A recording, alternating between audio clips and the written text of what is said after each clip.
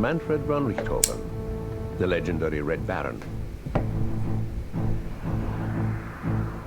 The Allies countered with the light, fast-climbing Sopwith pup, underpowered but superbly agile.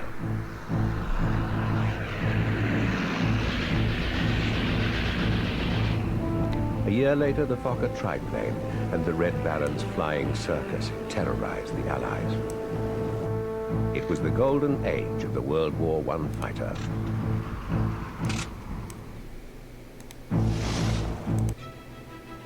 All right. We're back, and it's not Night Flight. Zug got attacked by a Chihuahua. That's a good way to start a stream. I hope this comes off groovy and we get some good FPS. What's shaking, guys? It's Wednesday afternoon. Greetings from the Gettysburg battlefield and salutations.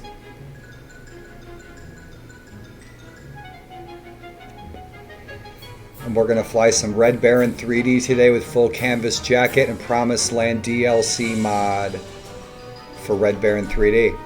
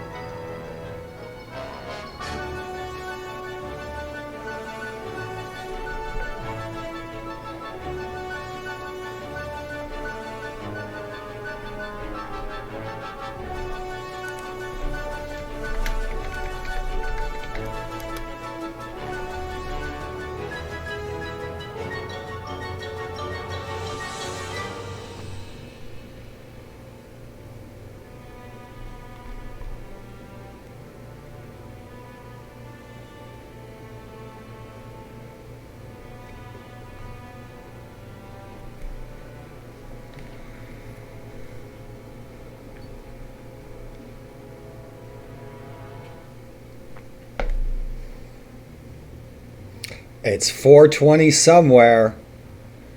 It's 420 somewhere.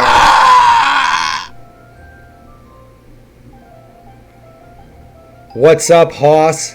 Thank you for the follow. Thank you for the friendship. Thanks for stopping in to say hey. Zug! Dude, I got to get on Discord so we can chat.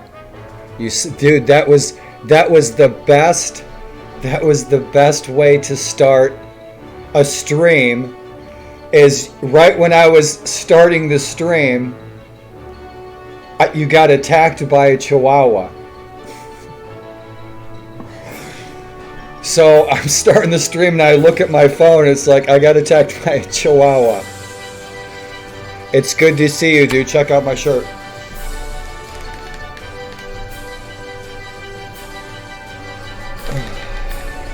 No worries, man. I'm chilling. I am chilling. Sitting right here in this spot for when I get up until I go to bed.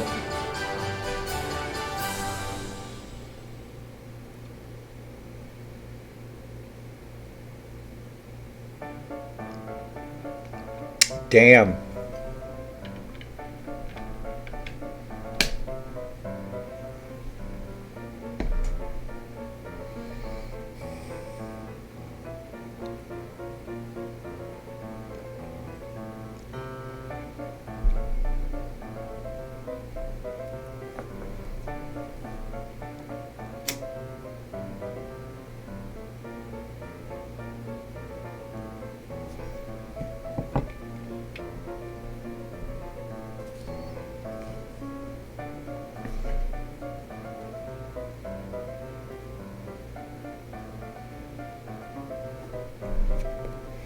Haas, welcome.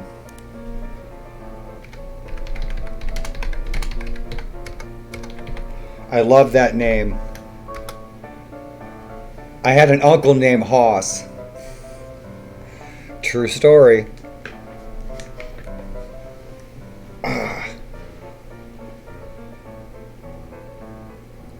So who wants to go back to Bloody April and fly with the flying circus with the Red Baron himself? We're flying with Yasta 11 in April, Bloody April of 1917 with the Red Baron. Going up against all the aces. So if you guys tune in later to this VOD, thanks for tuning in.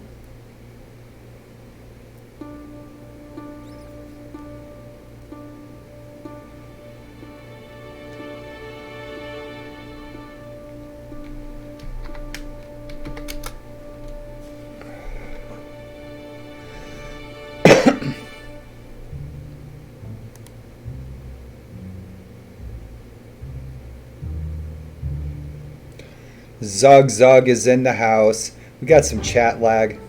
This restream that I use, sometimes it lags. What's shaking, Zug? Did you barbecue the Chihuahua on a stick?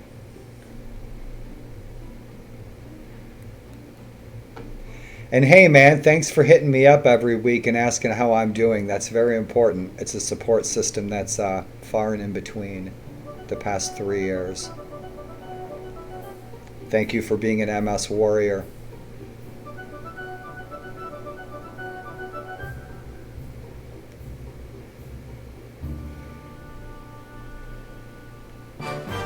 And did you catch all the Zug zoints in my YouTube videos?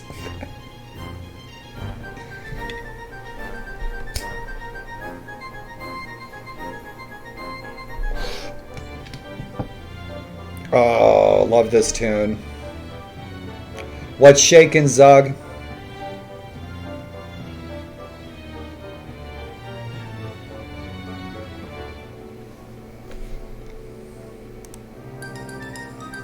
I love this stuff. This is fun. Twitch is fun. It's fun having your own TV channel. I love that. That's nuts.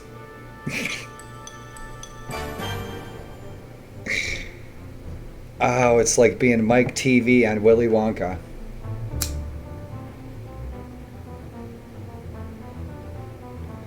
So we might be having some chat lag, Zug. I'm gonna fly, brother. So thanks for coming along for the mission. Twitch has been a lag fest today, past couple of days.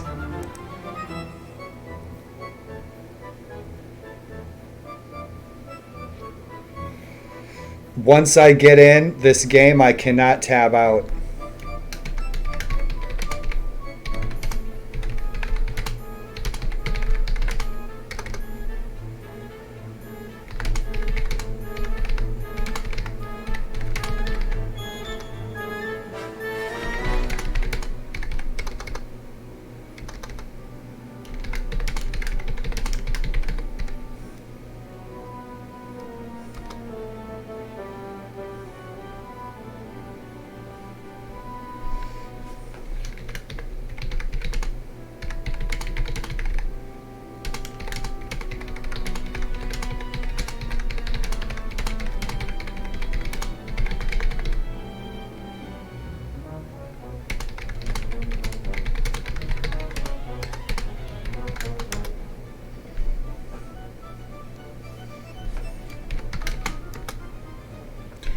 Huh.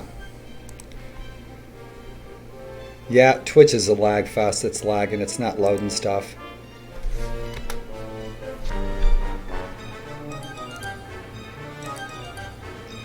Yes, you are. Yeah, Twitch is lagging. The chat's lagging.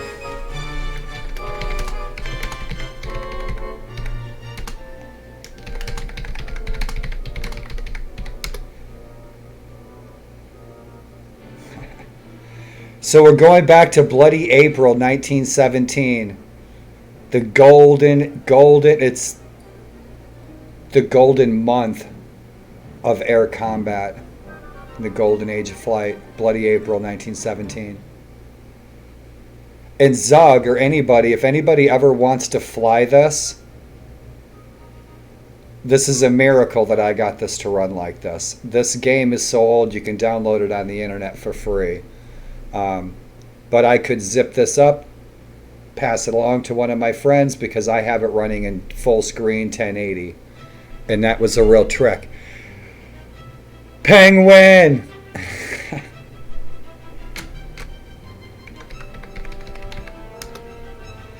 Good to see you. What's shaking? Good to see you.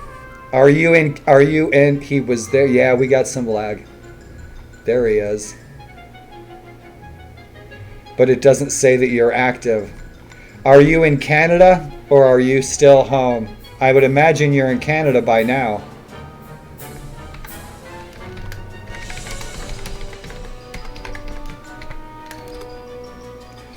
That's what I thought. That's what I thought. I was thinking about you today because I wanted to stream today, and I was thinking that you must be in Canada. And I was figuring you'd probably be done with the quarantine. Yeah, 6 more days. Right on. You guys, thanks for coming in. Once I get into Red Baron, I cannot tab out, but I can easily quit the game and go back in the game in like 2 seconds. So if I have to tab out, I can. And you guys, as moderators, you guys have privileges to a lot of settings and things like that. So don't hesitate. Don't be shy. Dude, back in the good weather. It's getting hot out right now. It's 4:20, 4:30. And so the sun is west. It's hot. My plants and my vines are wilting because it's like 100 out. If you guys, Zug, especially Zug, if you want to play this, if you want to fly this sometime, I can zip it up and send it to you. It's not even half a gig. This is like maybe 500 megs, this whole game. But I'm going to fly a mission, you guys, and wish me luck, because, Rawl, I sense something.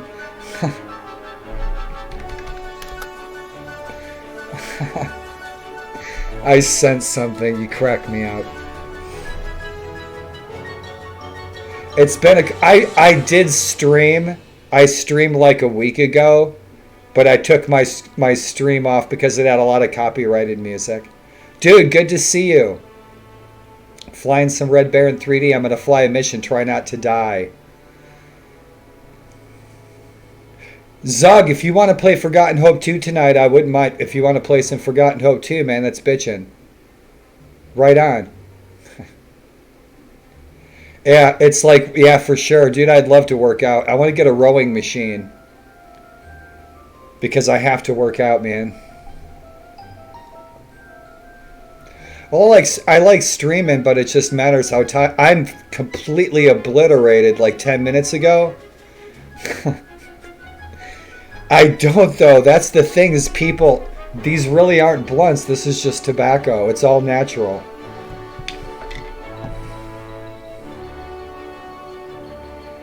Dude, I have some of your videos to catch up on. You've released like 2 or 3 videos in the past couple of days.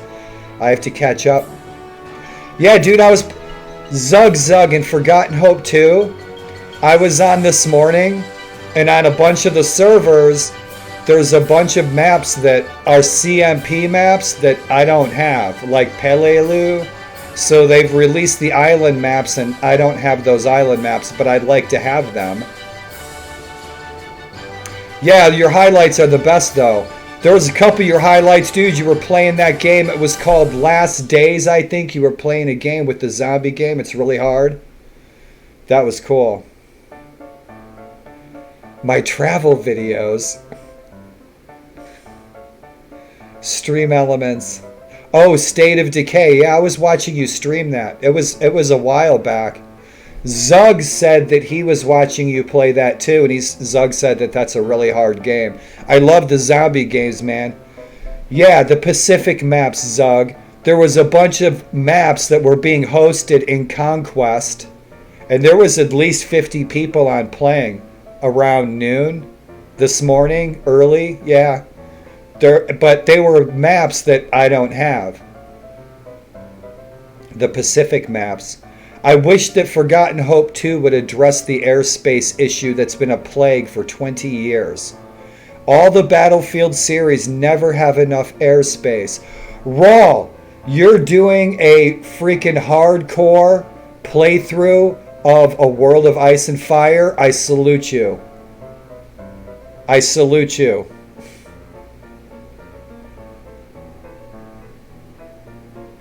I saw you were doing a hardcore playthrough. I think it's A World of Ice and Fire, dude. I salute you. I could not do that. For me, that would be torture. That's brutal. Because that's a hard mod. I love that mod. And I woke up this morning with the Game of Thrones tune going through my head. Now, blunts, I got my actual official MS medication pipe.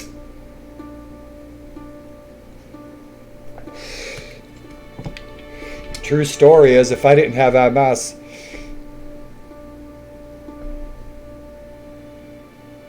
yeah, hardcore. Mountain Blade, the vanilla's one thing, but A World of Ice and Fire, that's a whole other animal.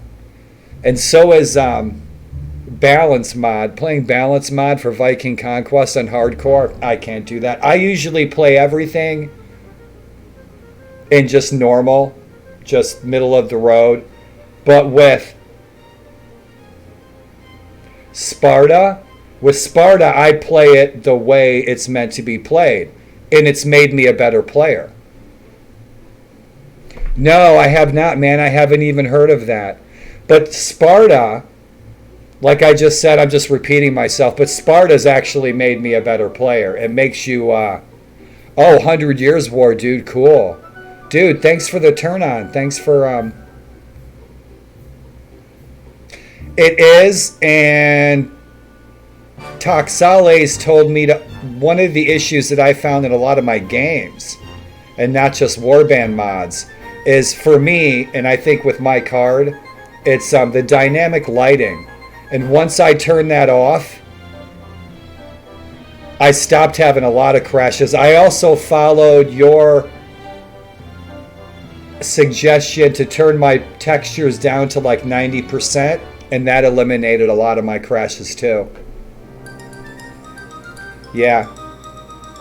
But I turned it to not textures down to 90% like you suggested, and I turned off dynamic lighting like Toxale suggested, and that solved it with almost every Warband mod. I barely have crashes anymore, just for those two things, so gracias. I thought there was a 4 gig patch where somebody made something where you could eliminate having to set that on. There was a mod that I played, and it eliminated the need to put it on single processor in the settings. No, what's happening? How's things going?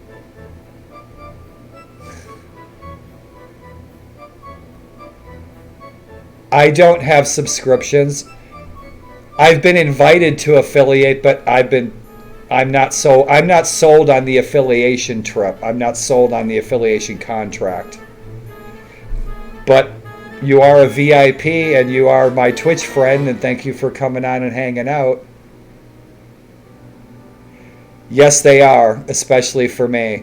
I've had 2 of my friends look at the affiliation contract, and they told me not to sign it. One of my friends works with Bill Gates. Dude, right on. Dude, you see this? Look at you guys. There's a bunch of you guys in here right now. No, I know you. Raw, I know you. Zug, I know you. Penguin, I know you. All you guys, you come in. I watch you guys stream. I know what games you play. I know where you live. I know what most of you look like. And I get lonely. It's a little depressing. I can come on Twitch. And in 5 minutes, you guys are just dropping in just to say hi. So thank you.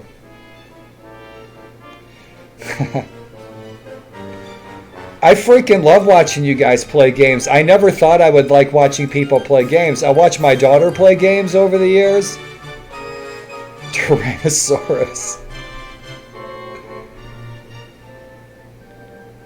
What's happening, Zaluja? Good to see you, man.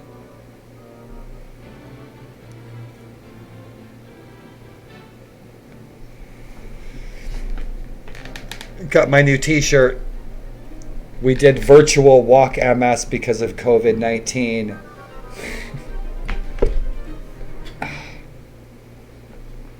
I'm in a much better mood that I came on and started streaming. I was so tired. So I'm good, man. I'm good now. I'm good, Zaluja. Thank you for asking, and I hope you are too. I hope your day found you smiling.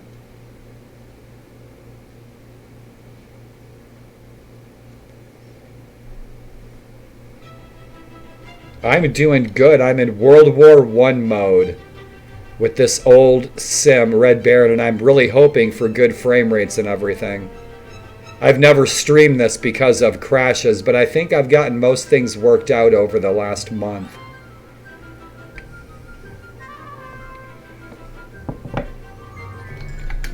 Right there. And it's also on my About section.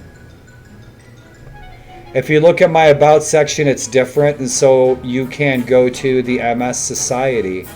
There should be, yeah, National MS Society. Well, that's a good question.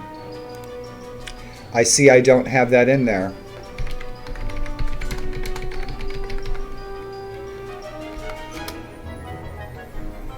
Right here, Raw. Thank you for asking.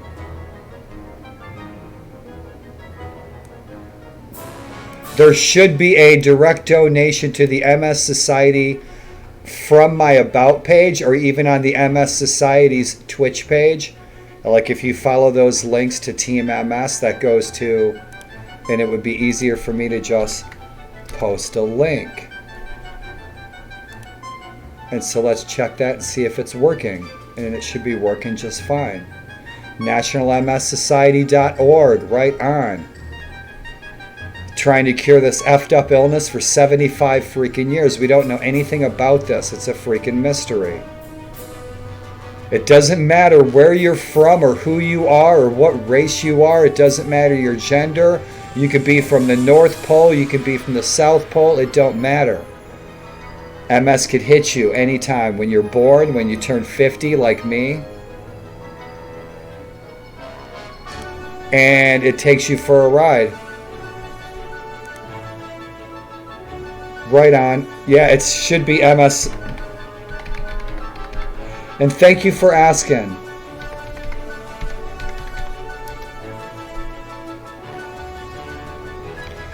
Dude, I have progressive MS, and so how you guys know me on Twitch will not remain static. My voice, how you guys know my voice isn't how my voice was a year ago. This is totally different. And in watching my videos, I sound nasal. I sound like I'm stuffed up, but I'm not. It's weird. MS is a freaking bizarre trip. MS is like the Twilight Zone. You're stuck in the Twilight Zone. I'm still in here, but getting things out, I'm lucid. My judgment is not impaired. But getting things out is in slow motion. It's like you're running with an i10 processor, and my processor's been diluted to a Windows 3.0.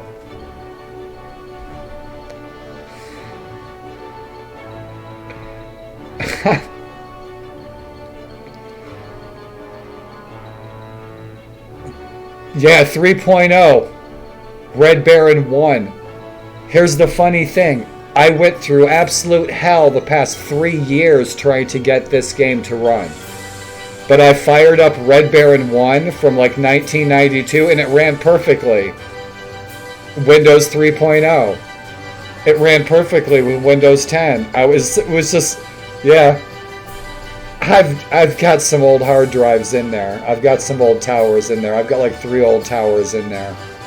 My friend, Graugeist from my squadron, from my old squadron, my Red Baron squadron, he's one of our VIPs. He doesn't come on much.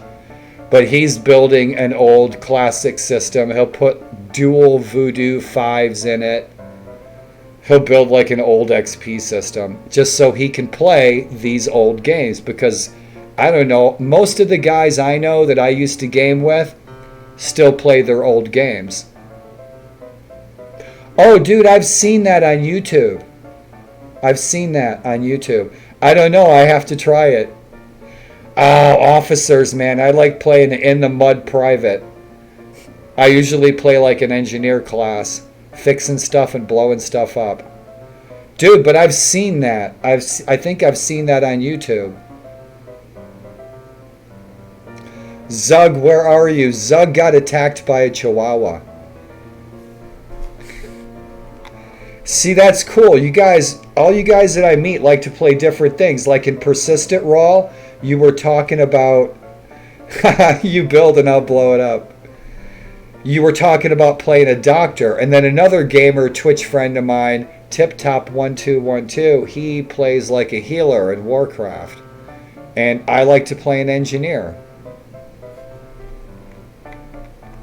Zug, what does Zug, what class do you usually play in Forgotten Hope 2? And Zaluja, what games are you playing? And Etno, what are you playing? And Penguin, what are you playing up in Canada, man? I bet you're enjoying the weather.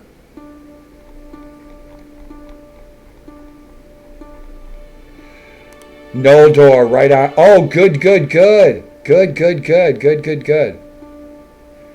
You guys, I'm going to try my best with this mission. It's like one life to live.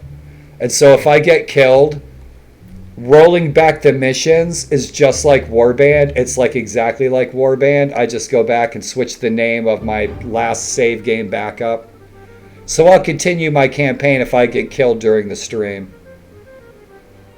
Is there, so you guys, machine gunner, rifleman, sniper, right on. I know I need to get in Persistent. Persistent takes a lot out of me, man.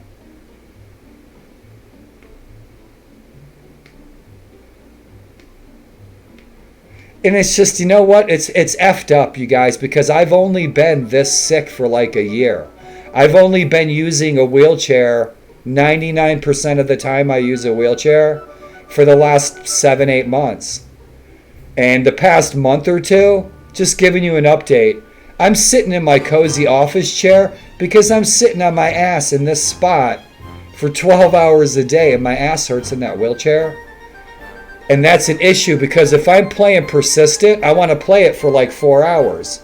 And sitting in my wheelchair for 4 hours is freaking uncomfortable, man. Really? I don't usually have like ping issues, man, with Persistent. I've never had ping issues with Persistent. But it's just, it's, for me physically, some games are physically demanding. Warband games are not physically demanding. I think I'm probably about the same, Raw. Probably about the same. 145. Yeah, I don't, that's the other thing. If I'm going to play Persistent, I'd like to play with you and Zug, you know? Because you guys kick ass.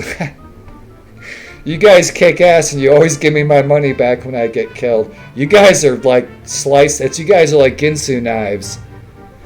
Yeah. Yeah, I don't like to go it alone because I'll get my ass kicked and I lose all my shit. The smaller quests in the towns and stuff are fun. Dude, I've been riding, thank you very much.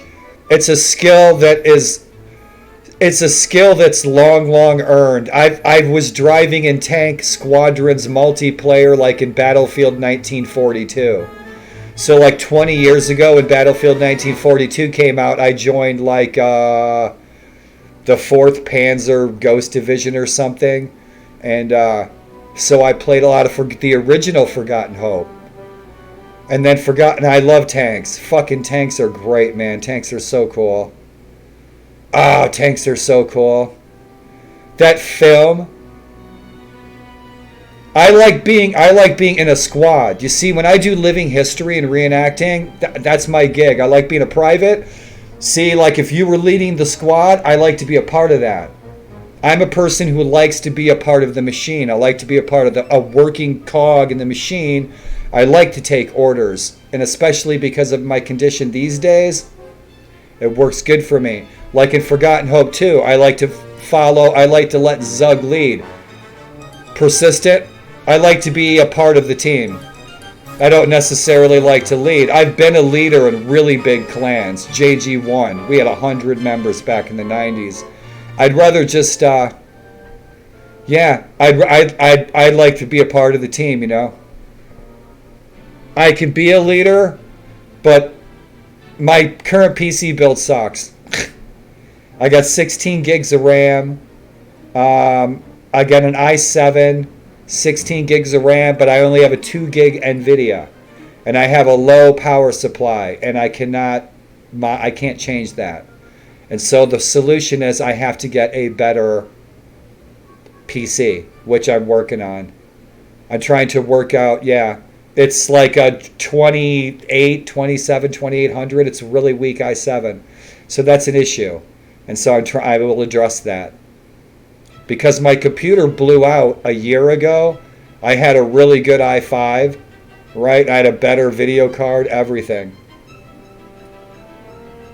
Well, I'm gonna work on probably early next year, working on getting something financed. Once I move into a cheaper place, it'll afford me the ability to get something financed. So I can get a kick-ass PC that I need. So I can play the games that I want to play and share the adventures the way I want to share them before I croak, before I expire. Yeah.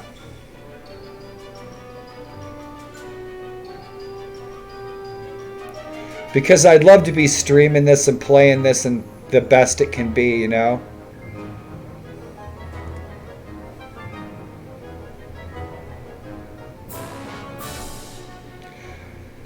So my computer took a dump about a year ago, and my brother stepped up and he offered to buy me a new PC. But I'm not somebody who, when somebody offers me something, I'm not somebody who takes a mile. So I pretty much got a budget PC. When I'm not streaming, I crank my graphics to the roof. And I'm playing everything, just jamming. A World of Ice and Fire, I wish I could stream it the way I see it. Because it looks kick-ass. You know, even my Red Baron game, it's freaking 25 years old. It looks badass when I'm not streaming. I have to turn it down, you know. But I will have a night, when I move, and I got my landlord on my side, she will get me into a cheaper place of my choosing, a good place.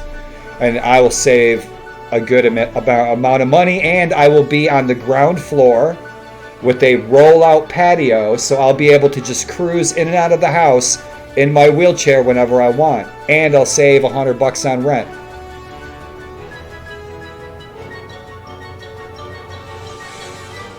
I will, and if you find something for me, please advise me. I appreciate it. Dude, when I first started streaming, I was streaming in 1080, but the lag was too much, and I really wasn't as sharp about streaming settings as I am now, and I'm often forgetful. I don't like AMDs, no. I'm an NVIDIA Intel kind of guy. I have a hardware certification. It's 20 years old, but I still got one. Yeah. I've used AMDs before. I didn't like them. 10 years ago, it's just I didn't like the graphics or anything about them. It wasn't kosher for me. You guys, I will have a 2C PC setup because this PC will be going into my bedroom in like a corner office area, and I want to run game servers on it, and this PC is really good for use to produce videos and for my photography. But for streaming, this is not, it's mediocre, you know. Oh dude, there's been a couple of times There's been a couple of times where you were live streaming. I'm sorry, the music's so loud. You were live streaming and you were talking about PCs. Thank you for the info. I like learning something new. Because PCs, I'm looking for this. There it is. Turn this down a little bit. Rock and roll. That gets a little loud. There we go. Rock and roll. So I'm working on it. I have to get something financed next year. You know, I'd really like to I haven't been able to play games the way games should rock and roll for probably 10 years. 10 years ago, I had a PC that I'd play anything that looked just badass. But with disability, that, you know, it changes things. But we always have to find a solution.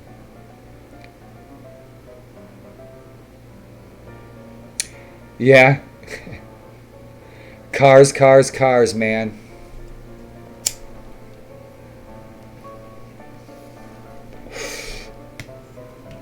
I'll never drive again, legally. I know my daughter will let me drive her car around the battlefield. The battlefield's like 15 miles an hour one way. Girls, I gotta find me a MS mama.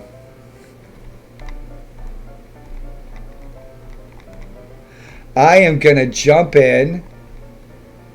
Laws are more like suggestions. Laws are more like suggestions. Yeah, no shit.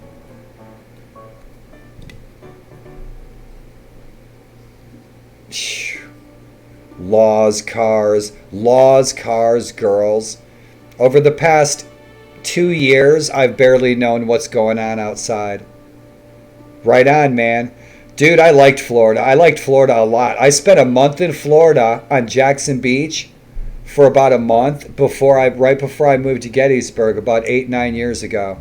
I liked it a lot, dude. What I didn't know at the time was where I was staying.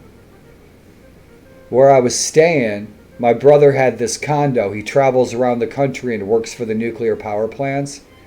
And he's like, dude, come down, stay in the condo. What I didn't know is all that pirate history right there where I was at. So I was visiting the botanical gardens, bitchin' botanical gardens down in Florida. But man, if I would have known about the pirate history, I bet I've never been there. I've been through Pensacola, the Panhandle, and I saw the dead years ago in, I can't remember. But I just spent a month in Jackson Beach like 8 years ago. I wish I would have known about the pirate history when I was there. I would have been, it was right there at Jackson Beach, man. It was about 10 years ago. They had that big treasure discovery. I had no idea. It was like right out there in the water. And then 10 years later, I watched a documentary and I was like, damn, that's where I was staying, is where they found that pirate treasure. My RA. Oh, no kidding, Zug. He's still looking for the Fountain of Youth. And I sincerely hope I think he found it and he's still there. Oh, no kidding. Really? The first European fort. I didn't know that. I did not know that. What statue are you speaking of, Zug? Because I didn't know that either. Thank you for sharing, you guys. Pedro Mendez de Aviles. Don Dude, Pedro Menendez. The first European fort. Oh, right on. Cool, Zug. Master Raw. Cool. NPS, man. I'm familiar with this site. Oh, bitchin'. That's really cool. Check that out. Right on. I have another screen where I can actually share this. What I'm looking at. No, that's a different screen. That's cool, Raw. Castillo closed on August 30th. America begins here. Built by the Spanish in St. Augustine to defend Florida, And the Atlantic trade route Castillo de San Marcos National Monument preserves the oldest masonry fortification in the continental United States and interprets more than... How do I not know about this place? How do I not know about this place? The first freaking fortress on our continent. Look at this place. Oh, man, I'd love to go down there and see living history. I don't have a screen that I can swap to so you guys can see this, but, man, the link that Raw posted, man, that's a cool-looking place. I'd love to put that on your bucket list, dude. The first fortress, right on. Virtual tour of the Castillo de San Marcos National Monument in St. Augustine. Bitchin', look at the view. Man, imagine that view back in 1700. Man, a ton more trees would have been there. Check that out, the old Spanish flag. Awesome. Boy, I bet you they've got some, living history everywhere for the NPS was put on hold. I used to work for the NPS and was put on hold, man, because of COVID-19 and everything, no events. No kidding, man. Lucky you. Lucky you. That you got to go there when you were a kid, man. Zug, where was your favorite historical place that you visited when you were a youth? Around my house, around where I grew up in the cornfields, was the octagonal blue Old Norse barns and the French Indian forts. French Indian forts, mostly. Dude, Philly's neat. When I think of Philly, I immediately think of food. DC, I'm sorry that you were in the bad parts of DC. Yeah, DC's got just the most bitchin' places. Chicken Itza, baby. Chicken Itza was that was awesome. DC has the best museums in the entire country. DC has the best museums in the entire country. Man, I'll tell you what, when I worked at Arlington National Cemetery, I'd take an extra little bit of time for lunch, and I'd go to the Air and Space Museum. And when you go in the Air and Space Museum, right there on the Capitol Mall, on the National Mall, is all the museums are right there, right around all the monuments. I scoot into the National Air Museum, and they have like a little movie room. And you can go in the movie room in the Air and Space Museum, and they're airing all of these old black and white silent air war films, kind of like what I'm showing you. And that was fun. That was kind of a nice little side hooky. You know, go down and get a hot dog and then go down to the museums, man. DC museums. Smokes and booze. You know what's strange is that our nation's capital is now the nation's capital for cupcakes. I guess DC's gotten a reputation for having kick-ass cupcakes. My daughter lives in DC. She lives about 10 miles, so she's in DC all the time. Doesn't live far. Everything's close to the White House. Museums in DC is the reason I go to DC, man. Air and Space Museum, the American History Museum. Did you guys ever get to go to the American History Museum? Right when you walk in, they got a big dragster. Oh, it's so cool. They have all the antique toys, 100-year-old toys and stuff in there. It's so neat. So in DC, cannabis is completely decriminalized. You could grow an acre of herb in our nation's capital. But around our nation's capital, you cannot. It's just a contrast between so many different places in the country.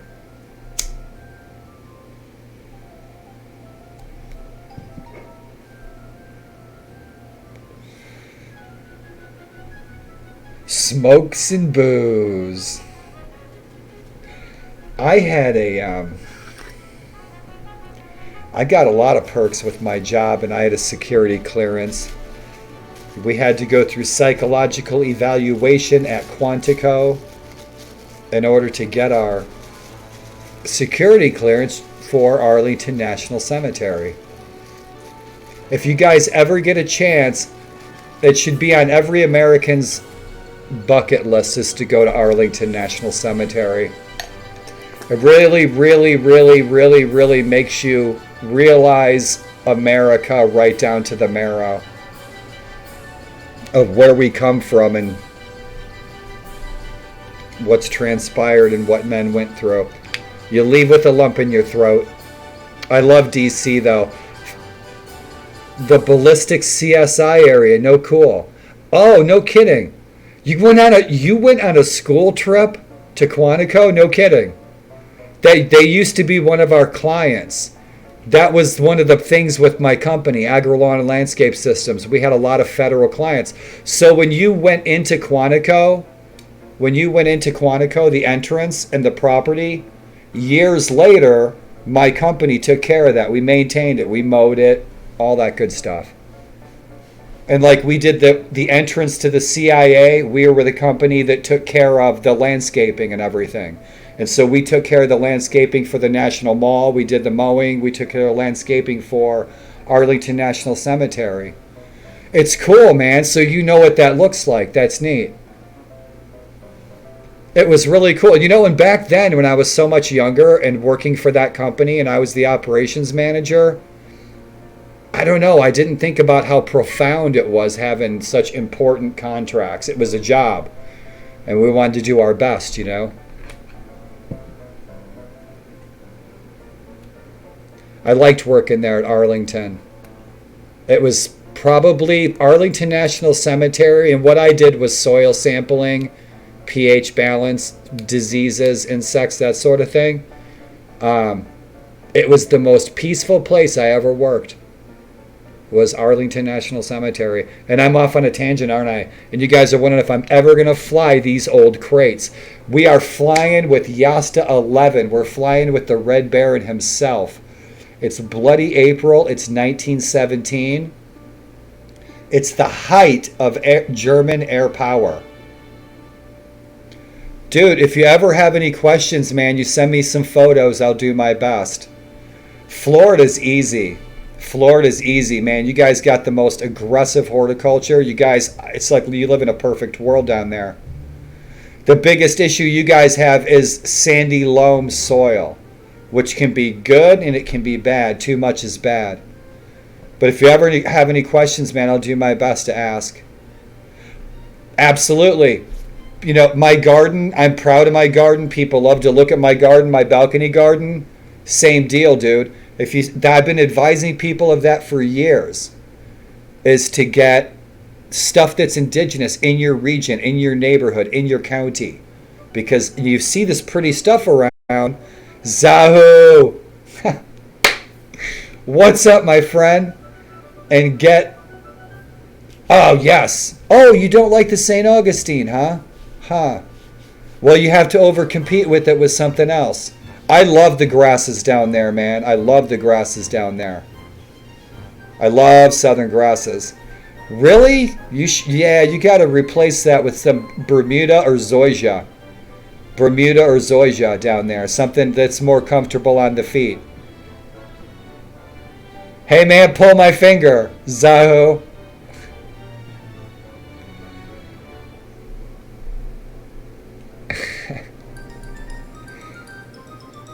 Dude, good to see you. I hope you had a good day. Yeah, I figured as much, Raw. You like the softer grasses. I'll have to think is the softest grass that you can grow down there. Yes. Oh, yeah, divorce is great. Who needs furniture? You haven't even felt the day. Oh, 12 hours at work. That's a long day, my friend. You better kick back and get some rest. And I'm going to try not to die.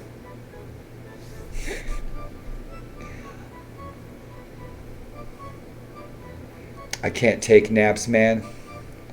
Cool, man. I'm just flying some Red Baron.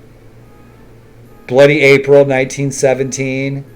The Red Baron. We're flying with the Red Baron Squadron. We are flying with what becomes the Flying Circus.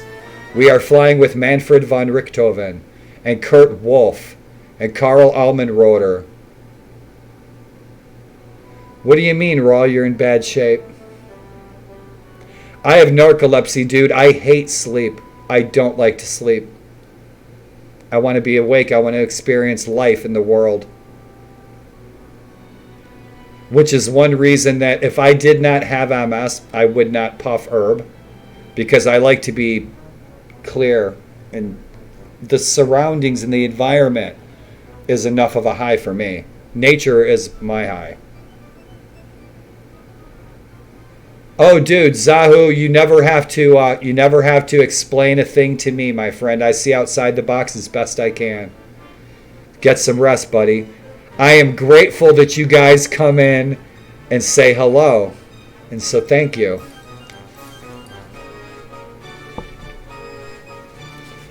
Civil War style.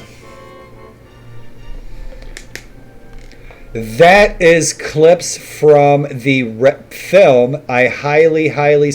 There's several different films on the screen. Most of the film footage, the color film footage, is from the 2008 film, The Red Baron, and I highly suggest it. It's an excellent film.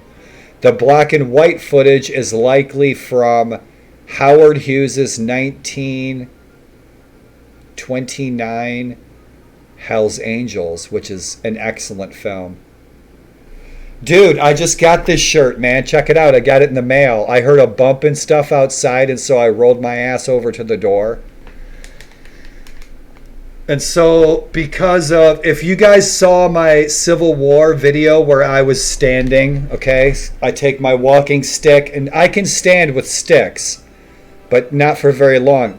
My right leg hurts. My left leg is perfectly fine. But when you guys see me do the Civil War thing for the anniversary, I did that for Walk MS. And I made my goal on Facebook, hundreds of dollars. I made my goal on Facebook for that Walk to MS, the Civil War. Roll, you commented. You said you really liked that picture. That was honestly hell to get like 12 feet. But I love that barn. I love where that area is. But when I did that for Walk MS. And my generous donators from the Art Institute, the Edelsons, and my friends the Armstrongs made my goal in like an hour. I made my MS fundraising goal. I was blown away. I couldn't believe it. I posted the fundraiser, and we made the goal in an hour just from like two of my friends. I was like, wow, holy cow. And so when you make your goals, it's nice. The MS Society sends me new clothes. You see, they're very thoughtful. They understand that my laundry stinks in there because they have MS too, so their laundry probably stinks because we can't get our laundry done. So they send me brand new t-shirts. Dude, right on. Dude, I'm going to take, when I do Walk MS, when it actually doesn't get canceled, you see, because it's been canceled because of COVID-19. Man Musk, right on. I'm going to take my wheelchair out for the next Walk MS if it doesn't get canceled because of COVID-19. Because we got canceled. It was going to be my first Walk MS last year. It was going to be my first Walk MS on the Gettysburg battlefield, right? And my daughter was going to do Walk MS with me, and like 100 other people. It was going to be the first time that I've ever met anyone with MS. I have not met anyone face to face that has MS since I've had MS. But I have a few friends that have MS, people I've known for 50 years that have MS, people I grew up with. I didn't. Because, Raul, I sit in this room, dude, 99% of my time for the last 2 years. There's a medical clinic right across the street, though. It's also where the bus stop is. My daughter's supposed to take me to get vaccinated across the street the next time that she's here. Oh, they probably would. They probably would. That would be cool. Dude, I did not know that. Thank you. I didn't know that. Thank you. It's much easier. I can get out, I can get my canes, I can get someone to assist me, but I don't like, getting out by myself is a no-go. But I could get assistance, I could get across the street to get vaccinated and all that, but if they can come to me, even better. Even better, that's cool. Even better. You know, and the thing is, I'm an extrovert, man, I'm really social. I don't like being shut up. This is a tree house, you know, I'm up on the top floor. I don't like being shut up in here. I wish I could get out. I was wondering how hot it is down there. It's got to be hot as hell down there, man. I can't handle that heat. People who have MS leave Florida. They leave Florida and they move to Canada or Maine because we can't take the heat. MS, fact of the day. And I'd always wanted to come down there and look into pirate history, but I can't handle that heat. I'd have to come in the winter time. Yeah, man, I could pick up the phone. That would be cool. I get a nurse to come here and vaccinate me. We'll be ordering out food for 3 days. In the winter time, yeah, that would be great. Once my daughter makes her first million with historical costume design.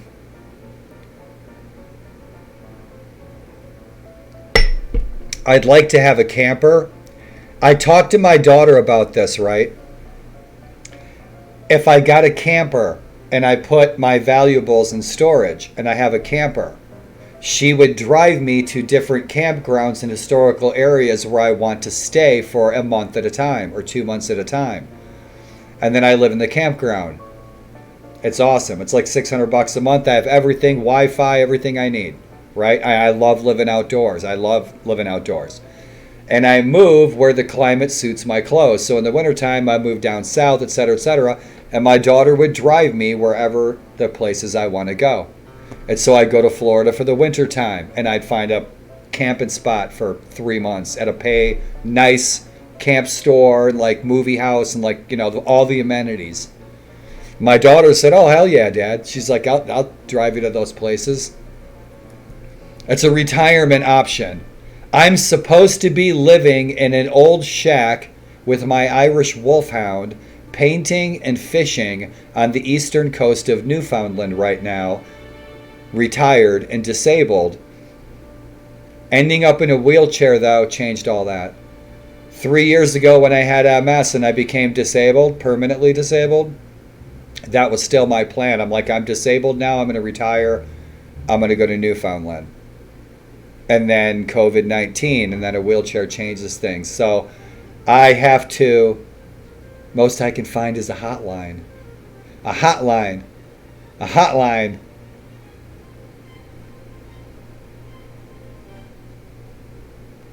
So I will find a new plan for retirement. I'd like to move back to the ocean, to the Chesapeake Bay or to the Eastern Shore. To the Eastern Shore, Virginia or Maryland. The climate's nice and small towns don't cost much to live in. Oh, I got you now. Right on, man. Took me a second.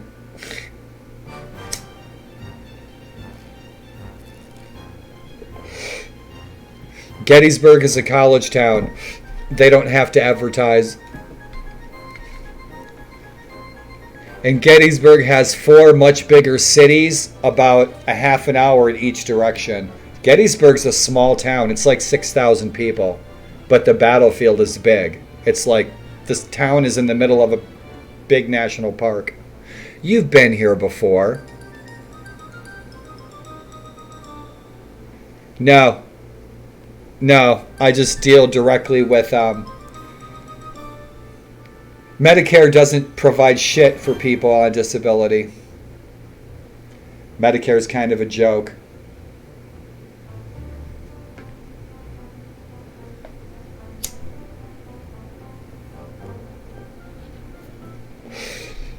But I get by. But medical care is too expensive. If it's too expensive for me, it's far too expensive for most people on disability. I get more than most people on disability, and I still cannot afford the medical treatment I need with Medicare or all of it.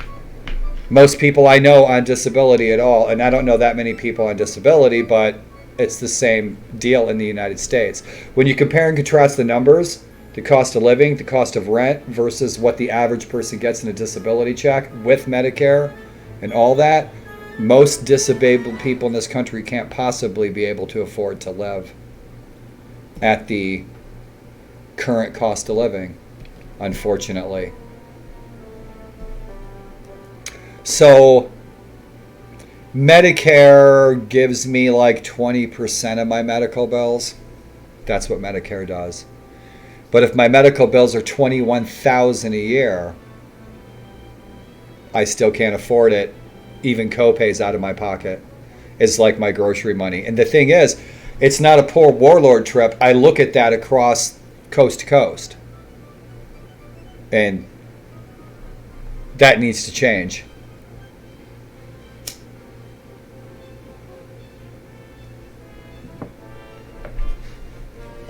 But you guys, I've been running my mouth for what? An hour. Oh yeah. Oh yeah. Yeah. If I really need something, if I needed someone to help me financially with getting a vaccine, I have friends I can reach out to. And I'm freaking I'm like a needle in a haystack. I'm glad that I have the friends that I do, because a lot of people who are disabled and with MS aren't as lucky as I am to have the supportive friends that I do. And, you know, that's unfortunate. My daughter's going to get me an appointment. She's going to take me for a vaccination, man. So, dude, when you coming over? You're going to get me an appointment. Right on. My daughter will be here soon. It's August, so she'll be here within the next month. I don't come into contact with human beings. I come into contact with maybe 3 people a week, briefly. Yeah. There's people all around me, though, so I yell out my window and I mess with people. It's fun. Not enough. Not that she's older. She's you guys' age. My daughter's an adult. So she's working, you know, she has school. She has pets, dogs, cats, guinea pigs, birds. Yeah, she's 25 years old. So I got vaccinated for my family, right on.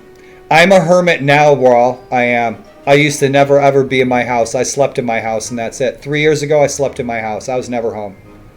Now I am. I'm adjusting, which is the number one reason that I got onto Twitch, is so that I wouldn't be a lonely hermit.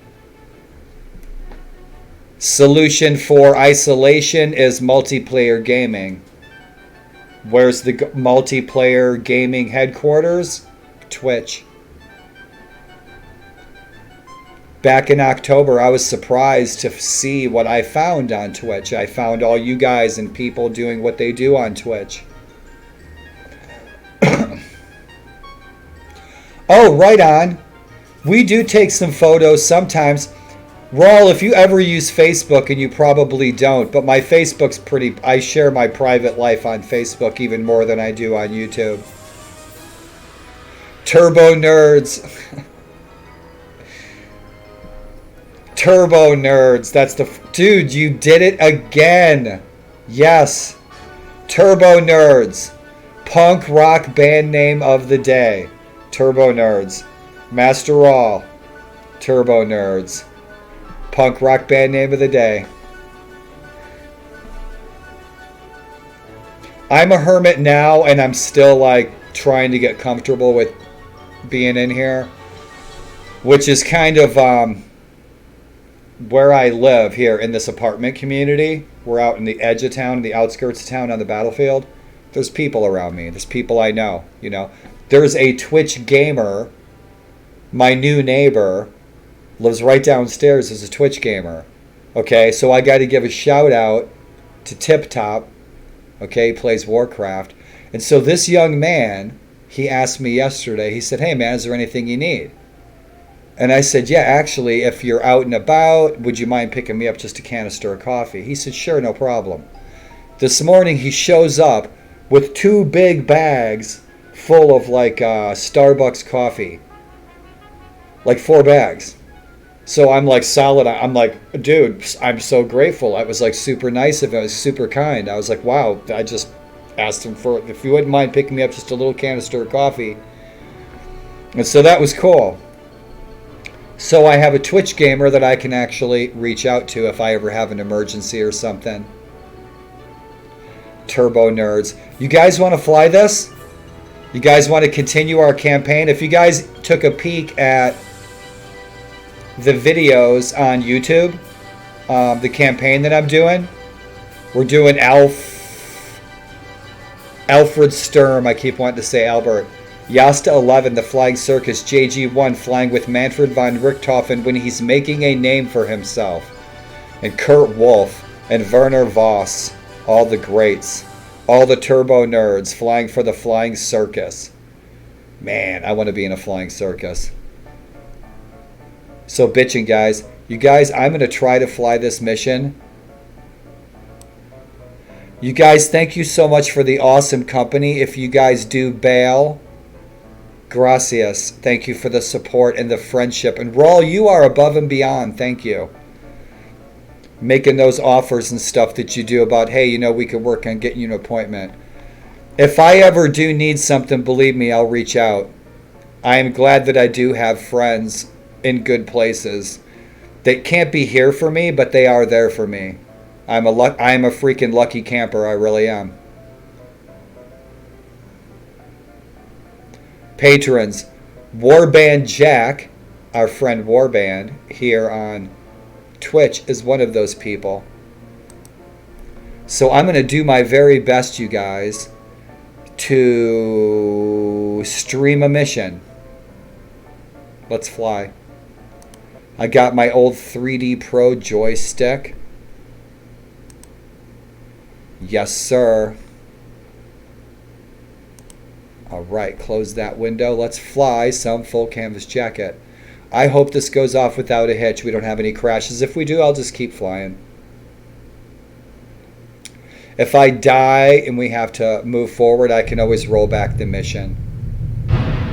And I ran some stream tests, and so the sound should be okay. The intro's a little loud. This is a little loud. It's the only screen that I cannot get to go full screen.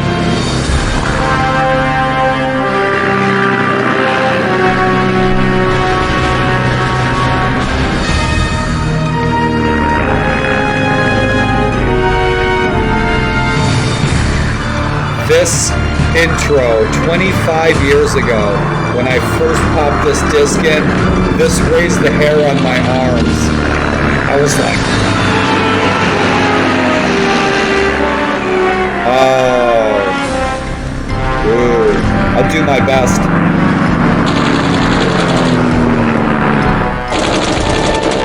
Captain Roy Brown behind the Red Baron, lucky headshot, maybe.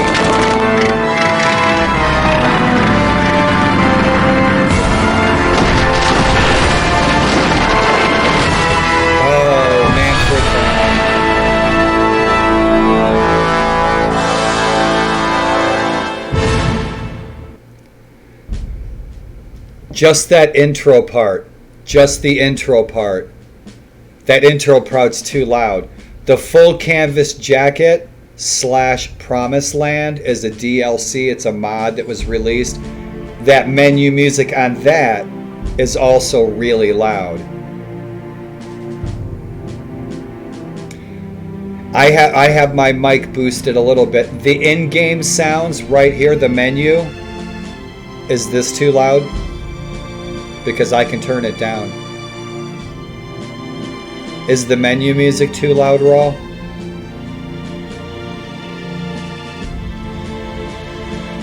Yeah. Okay, because the menu sound should be turned down.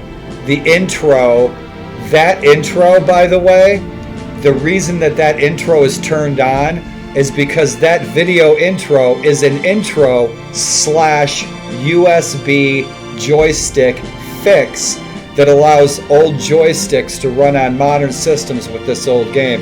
I don't know who made it or how they made it, but it works.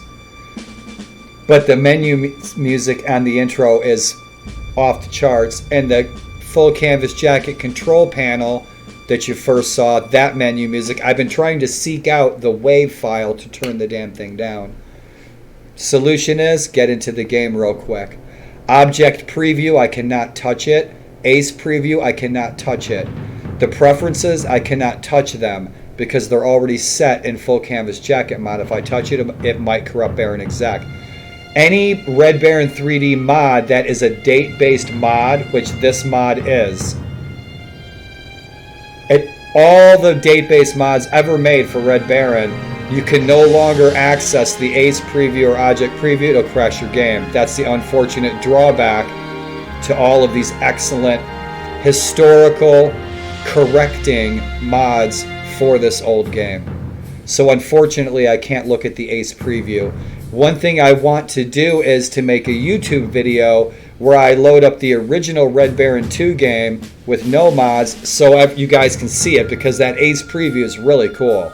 It's like looking at a whole encyclopedia of all the really cool old aces from the Great War. And so Manfred von Richthofen's face is behind my webcam, but what you're seeing from this point forward is a full conversion for Red Baron 3D. If you buy this off of Good Old Games or Steam, it's not going to look like this, sound like this. You guys know what a complete overhaul is. And so this mod that we're playing was nominated and was runner-up for Flight Sim of the Year in PC Gamer magazine in 2001. The reason it didn't get #1 is because it's really a mod. It's a DLC for Red Baron 3D. And so yeah, it's bitchin'. I love it. So let's hope for no crashes. I've noticed, we were talking earlier about the dynamic lighting. Same deal in this old game. I noticed a couple of the crashes that I've had is when there's a lot of light flak going off over the trenches. That's when I have a clap. It's something to do with, on my system or my card, with lighting flashes. Lego, Napoleonic Wars, I have the same problem with flashes. But, campaign. Let's fly a mission. Should we warm up? You guys want to warm up? Let's fly now. Let's warm up. I need to warm up. Let's warm up. Let's see who dies first. And yes, I use the Wonder Woman cockpit. And I forget where, I think we're flying Albatross D3s versus Newport 17. This is just quick fly now. Oh, shit. Yeah, it's old Albatross D2s versus the Newport 17. So this is what we'll be flying in our campaign, so I'm warming up with these planes. I hope the frames look okay, guys. Look at that Newport 17. It's such an awesome plane. I've got to see one up close. Old Rhinebeck Aerodrome.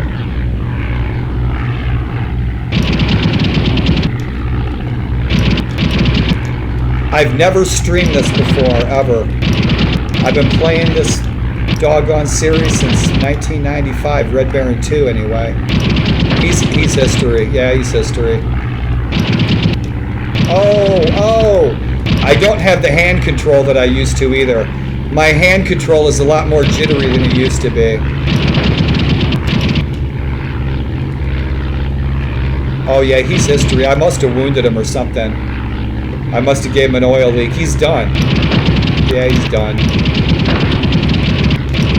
He must be wounded or something.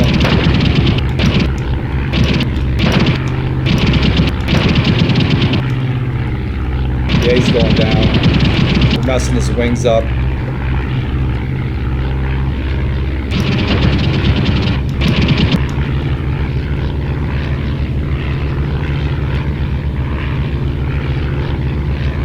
Come on, Waldo Pepper.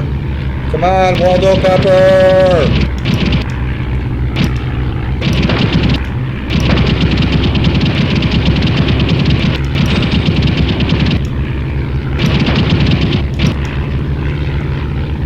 Yeah, we made him toast really quick. Shit!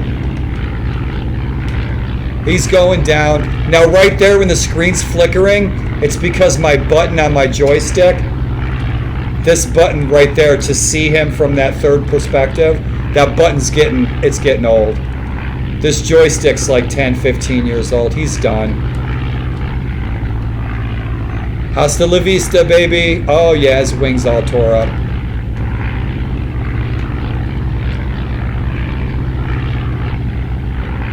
So that's our warm-up, and I need to switch my headset. My battery's getting low on my headset. He's going down. He's going down!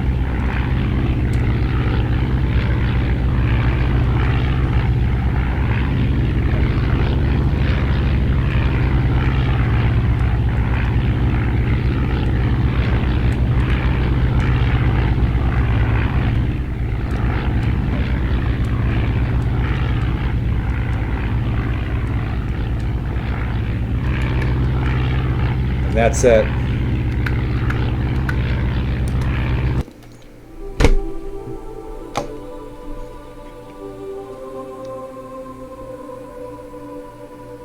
Little bit of a warm-up anyway. I warmed up. I've probably flew 3 little quick flights today. They were a lot harder.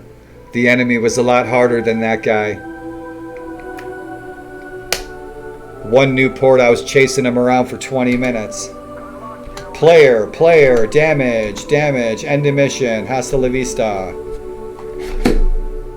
So let's jump into campaign. Gran Turismo and Halo. Dude, I can't play Halo, man. There's no way. A good friend of mine and a big supporter of mine is a Halo player. He works for Microsoft, and him and his wife were suggesting Halo. They're like, oh, play Halo. So, and I looked at Halo and I was like, oh, I can't play that. That's one of those games, dude. It's too much fast action for me, man.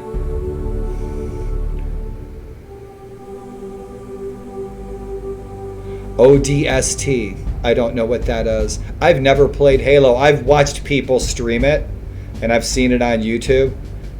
But man, I saw that and I was like, I'd get dizzy in that game. See, it's just, I don't know, games that are a little slower like Warband or like Red Baron 3 don't zip my zenith out. So we're going to do our campaign. Rock and roll. Our pilot stats. Alfred Sturm was a real pilot with Yasta 5. He scored 1 kill. He was a general in World War II. He was a general of parachuting riflemen in the invasion of Crete, and he actually parachuted with his men. And when he did, in the invasion of Crete, he was captured. So he was an old guy parachuting in World War II, but he was this, what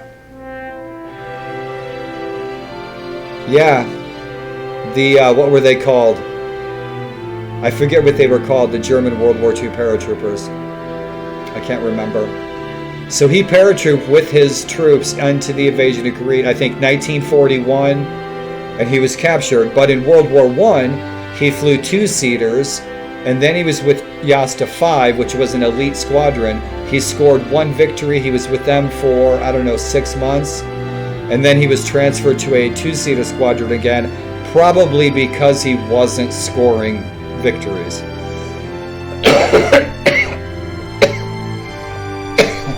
Yes, sir, Fallschirmjägers. Yes, sir, right on. And so that's what he was doing, but you got to figure it's World War II, so he must have been, 40, 50 years old, so he paratrooped with his guys. He got captured, they won, they set him free. So he's an obscure pilot. And I know you watch my YouTube videos, so I'm repeating myself. I often repeat myself. I got the MS skipping record syndrome. But he's an obscure pilot, so I know he's not going to be in the game. If I play somebody like Karl Almenroder, who only had 6 kills, he's still a famous guy. I know he's probably going to be in the game. This guy's not so famous during World War I. World War II, he was more famous. So anyway, that's the backstory and who we're playing. Alfred Sturm, he's obscure. Yasta 5 was their paint schemes on their planes were the coolest, man. Silver with like bitchin' green and red freaking arrows and dragons and stuff on them. They had some of the coolest paint schemes, so maybe we'll transfer to Yasta 5 for a while. Right now we're flying with the Red Baron himself. Killboard, I think I'm number 2.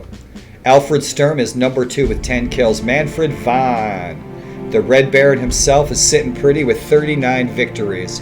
Kurt Wolf is number 8. You guys remember Kurt Wolf? Kurt Wolf used to fly with his big pointing sleeping cap on. And Lothar von Richthofen has just joined the Air Force in his brother Manfred's squadron. Now in the films, all the films you guys will ever see, they always they find this actor portraying Lothar von Richthofen, and he's like this little guy. When in reality, Lothar von Richthofen was probably 6'5". He's always this really tall guy. He wasn't ice cold. The guy was laid back and funny. He was always joking and playing pranks. He was always with the girls and hitting on girls. Real ladies' man. He's never been portrayed properly in film, Lothar von Richthofen. Where Manfred wasn't so outspoken and was a little more reserved and shy. Those two personalities could be switched in Hollywood from what I'm seeing. So, little side note, I talk all day if you'd let me, and I've got my own Twitch channel to do so. Squadron info, let's see who we are and what we're doing. We are in the elite of the elite. A bunch of the aces that transferred over from Yasta Bolka after Bolka's death when the flying circuses were being formed. Warband, what's happening? I'm really exhausted, but I'm doing good. What's up, my friend? How are you? Good to see you, dude. Haha. I gotta put alerts on for you guys. I don't get alerts on my phone when you guys are streaming, so I need to rectify that. I get alerts on the internet, so if I'm on the internet, I get alerts and stuff like through Windows, but I don't on my phone. Dude, I'm doing okay. I'm tired, but I'm healthy enough. My leg is fucking killing me. It keeps attacking me randomly. Like right now it's fine, but then all of a sudden out of nowhere, it's like a dog bites you. But besides that, I'm groovier than Scooby-Doo. And here's to you.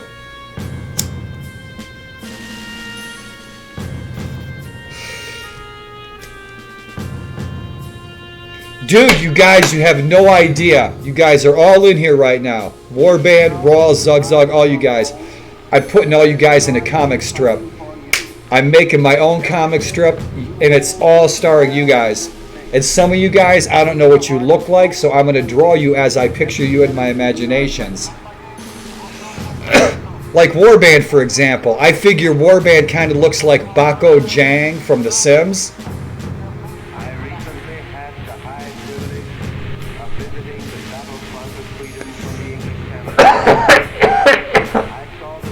Panama Red.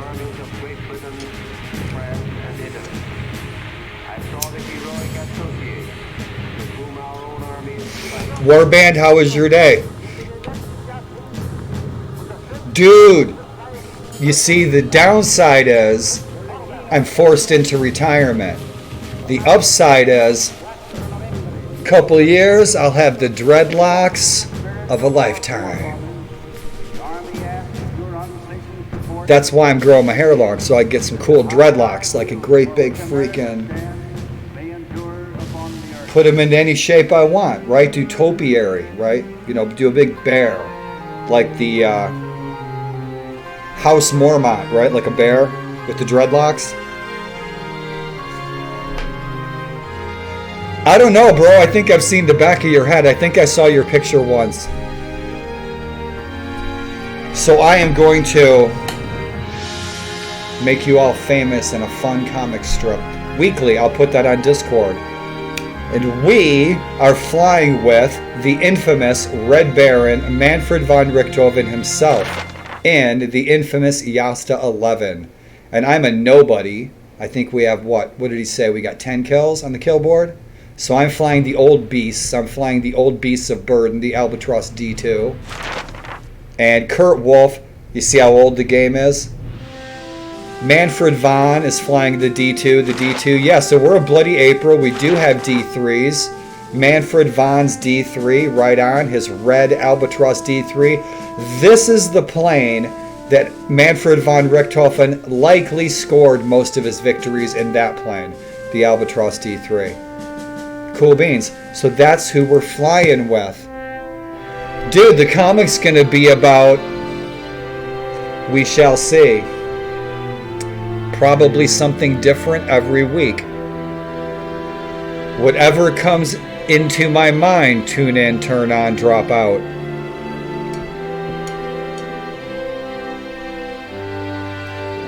And so we have a mission. A mission. Dude, I'm serious, man. I was really thinking of this a couple hours ago. I was like, because I would like to start doing graphic novels before I die. I have a bunch of really good swords and sorcery type of things in mind.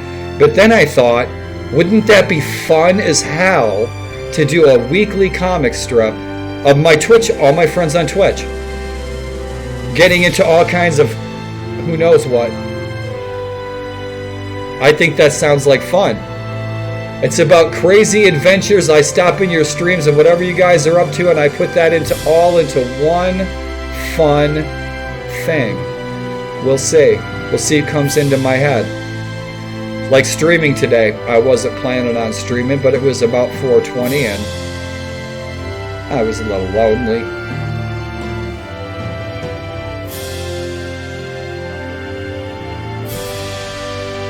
Dude, me too, Raul. And I've always wanted to do it, and I have the time now. Okay? My patrons are expecting some art. It's that time in my life now where I'm not working as a full-time or part-time gardener or master gardener or anything. I have the time to go back to my art. Because I went to art school, but I chose a career in botany and horticulture instead of a career in art. And I was actually going to be like a D&D illustrator. I wanted to be a fantasy book illustrator like Frank Frazetta or like the old D&D illustrators. That's what I was going to do, but I got into horticulture and it turned into my thing. But now that I'm older, I'm retired, I still have time to revisit that. And one of the things that I'd love to do is a graphic novel. Graphic novels are awesome.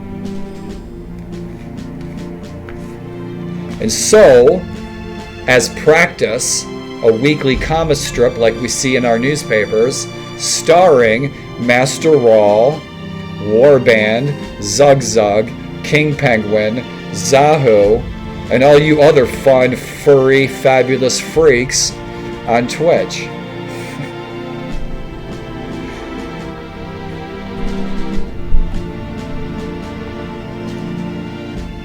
I'm not touching that. Some of that stuff I don't want to touch. Ace dossiers, I don't want to touch that. Intel, local squads. Who's our local British squads? 60th RFC. We just took Billy Bishop out of action. And our first mission, he was like our second or third victory. We disabled him, wounded in action, sent home for the remainder of the war. British ace Billy Bishop. He was in a Newport. I think we went around and around for an hour. So we have that British ace squad, man. We got all these British squads are in the 10 RNAS, the Black Flight, flying with their Sopwith black triplanes.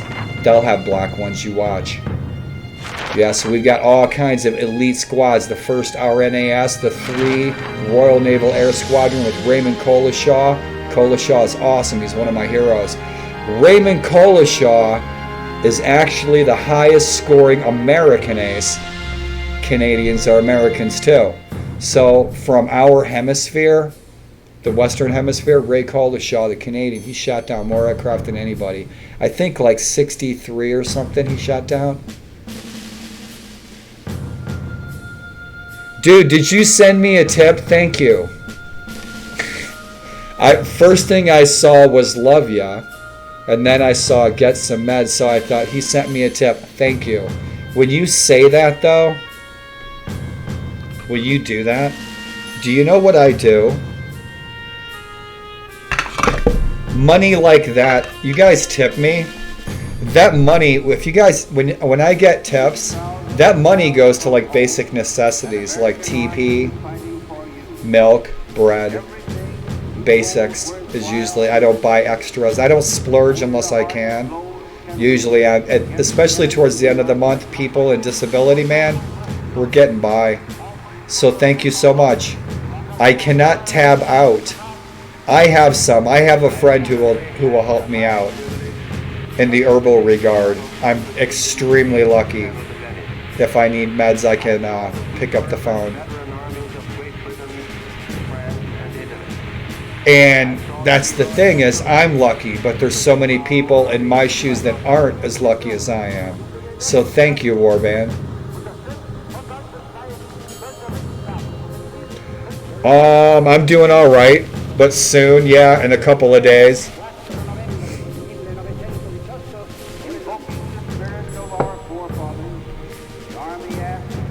You guys, we're gonna go on a mission, and Red Baron, like I was telling my pal the other day, my neighbor is a Twitch gamer. He doesn't stream, but he games on Twitch. He plays Warcraft. I was telling him the other day, in Red Baron, this is real time.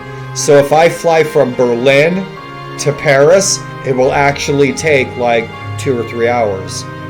So missions are long in this.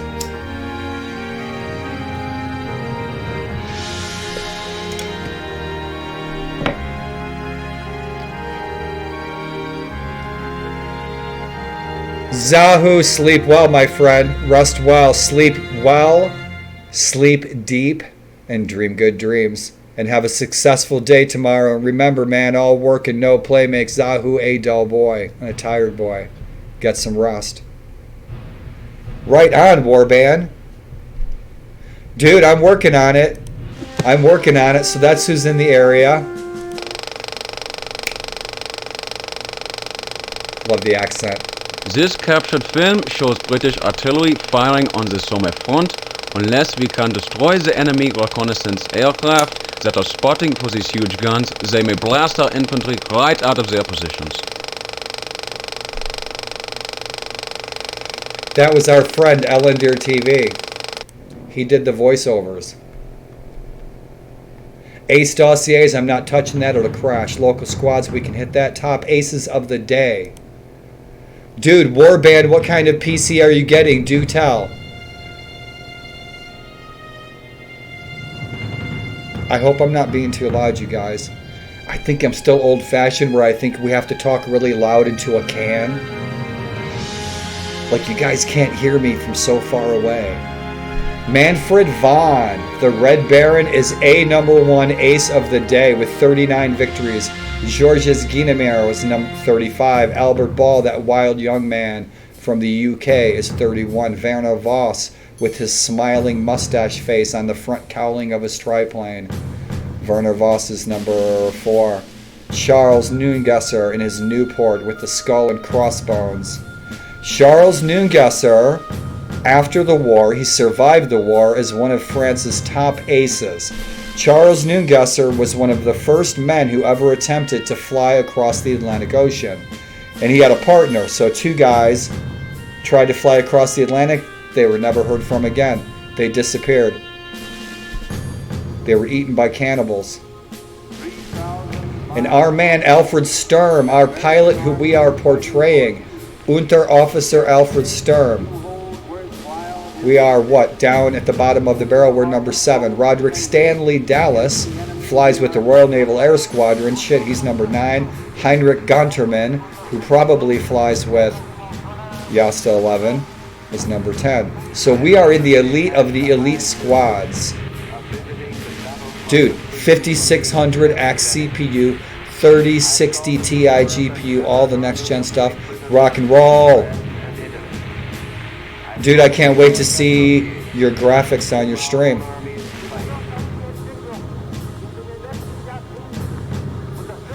But we better fly this mission before I have to take a leak, because I can't tab out of this. I have to exit the game. It'll crash. So our medals and awards. Let's look at our personal stats real quick. Shit. Well, we just crashed. We just crashed, you guys, and I'm going to be... We just crashed. Holy cow. What a bummer. So we'll have to jump back in. In the meantime, my friends, I am going to put you guys on a commercial for like 2 minutes. I have to go use the restroom. I'll be back in like 2 minutes. My cane is... If you guys hear a really loud thump, I'll be fine. But give me 1 second. I'll be right back. I just have to go to the can real quick. And I'm going to put this on for you. Enjoy. Autumn 1916. A deadly new German fighter, the Albatros. One of its pilots was Manfred von Richthofen, the legendary Red Baron. The Allies countered with the light, fast-climbing Sopwith pup, underpowered but superbly agile.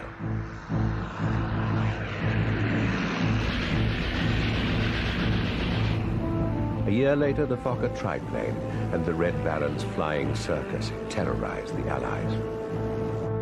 It was the golden age of the World War I fighter.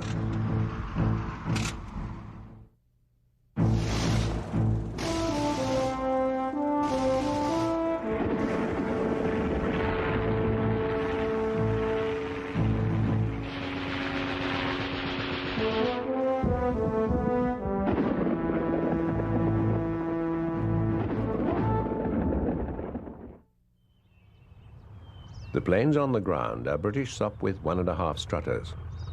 Coming into land is an FE-2. It's autumn 1916. Rock and roll. Man, I feel 10 pounds lighter.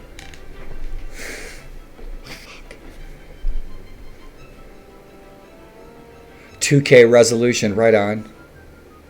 Cool beans. I love my monitor. The cooler you choose. My monitor's not super fancy. It was like $100, but it's high def. It's like 42 inches. It's perfect. So I use this TV and a computer. And it's just me. But damn, this is so freaking cool, man, with games. Holy hell. So you guys, we had that little crash. I don't usually have a crash on the menus like that. So I'm going to click through these really loud menus. Because this control panel, it's really loud. Takes a second to warm up. There we go.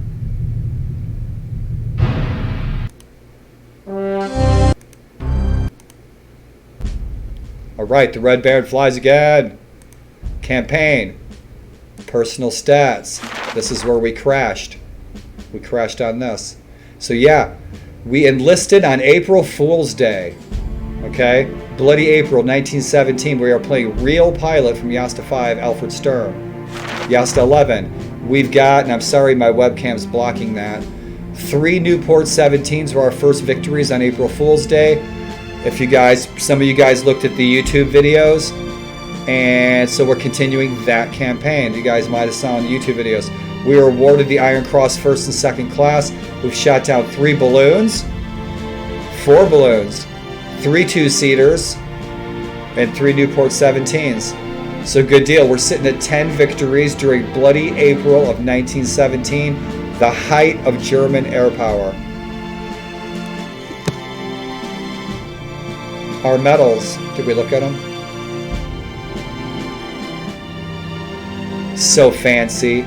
Click on these, get some info. That's so nice. I kind of remember being able to see the awards ceremony by clicking on something, and I can't remember what it was. You click on something, you get to see the awards ceremony over again. So that's the medals that we were awarded. And Intelligentsia, I think we already looked at all that. And personal stats, we looked at all that. Squad ops, squadron kill board, we looked at that. Now we can transfer to another squad. Paint shop you cannot use. You cannot customize your planes, I think, until you make the rank of lieutenant. So once we make lieutenant, then we can start customizing our planes. And I did a bunch of the skins for this too. Dozens and dozens and dozens of them. That's that. Let's fly. Rock and roll. 2K resolution. Dude, I can't wait to see you stream your Warband games in that, man. And I love watching you guys. I love watching you guys play the games that you do, because you guys play different Warband games. Most of you guys are Warband gamers, but you guys play different stuff than I do. Like one night I was watching Raul, he was streaming In the Name of Jerusalem, and it looked killer. The graphics in the stream looked awesome. But you see, I'd never played that, and I play so many other mods that if you guys are playing something I don't play, I love to watch you guys play that stuff. And I love when it looks so kick-ass too. I can't grind it the way I used to. Grind it, shit, you were kicking ass. You were kicking ass. Come back to it later, put it away for a while. I do. That's when I go to my war games.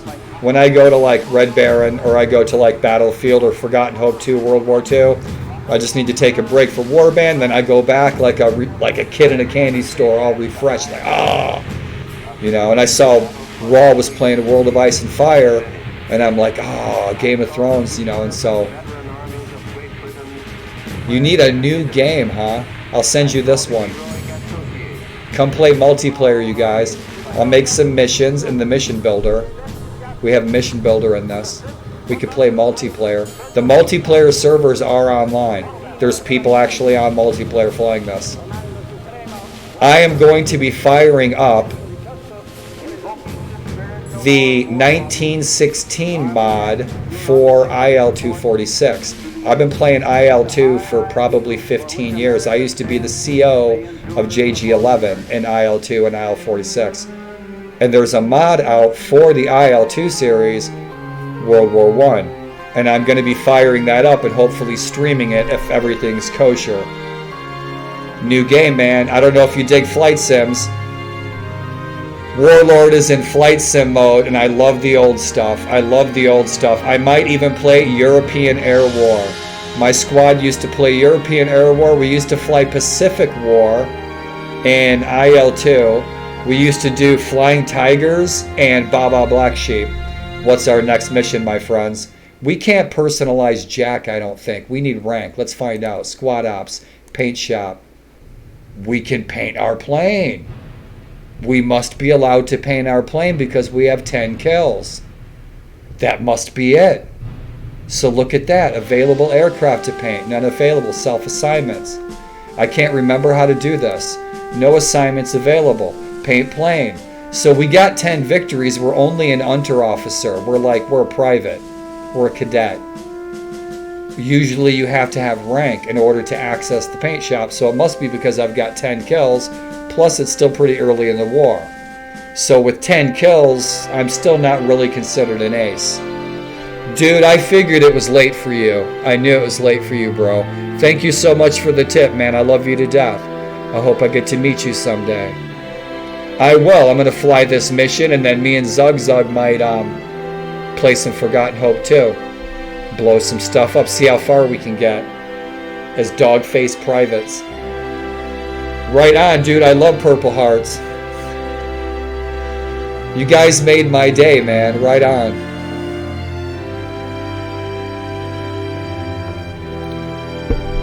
Let's see what we got. Paint our plane. Awesome. Let's get my fuselage. Would you guys? We're going to fly my plane. Now, I should be able to turn this. We're going to fly my plane. My texture that I haven't seen in over 10 years. Let's see if we can get the Yasta 23B. Let it see me if it's going to give me my own number. It's the same fuselage. It's not late enough in the war yet, so we've got nothing cool. So Yasta 4 is cool. Yeah, it's early war. Yasta 7 looks nice. Yeah, we might as well just stick with Yasta 11. Ooh, Robert van de Graham, Ado Koniki. Nothing special about him. Bruno Lorzer, Hermann Fromertz, Edward Ritter von Schley, the Black Knight of Bavaria, and the leader of JG4, the Bavarian Flying Circus, Erich Lowenhart, and his yellow old crates, and he was the leader of Jasta 10 that was part of the Red Baron's Flying Circus. Ernst Udet survived the war with the highest amount of kills, the highest scoring surviving German pilot of the war. But there's nothing special on these old D2s. And Hermann Göring, the pilots hated his guts. Manfred, Josef Veltjens, Kissenberth. Yeah, we'll use Kissenberths. Yeah, it's no different. How about our top wing? Let's go to our top wing. How about our rudder? Jasta 11. Anything cool? That looks cool. Jasta 14. How about black? Any black tails on the albatrosses? Probably not. I usually do my planes in black. It doesn't look like there are any. So yeah, there we go. Haven't Walter Goisch. So yep, there's our black tail.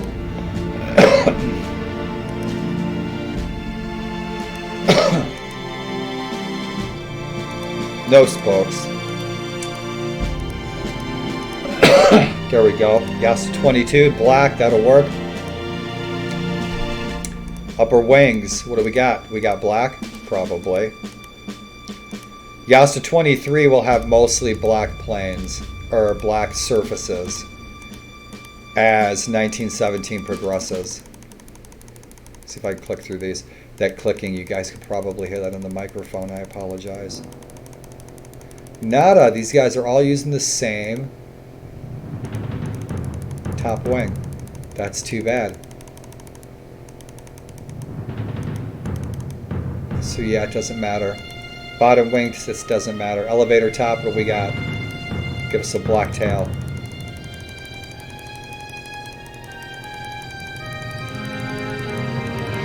I always flew a black bird with a white Edelweiss on it. Ah, there we go. There's that black tail.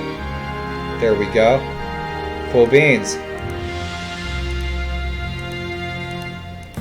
The only unfortunate is that elevator, or the upper wing top. They're not giving us nothing special.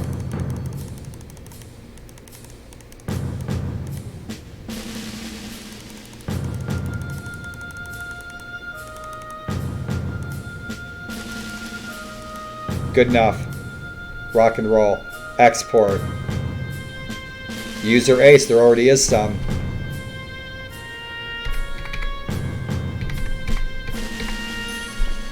Jasta 11 Albatross D2. Save that. Load.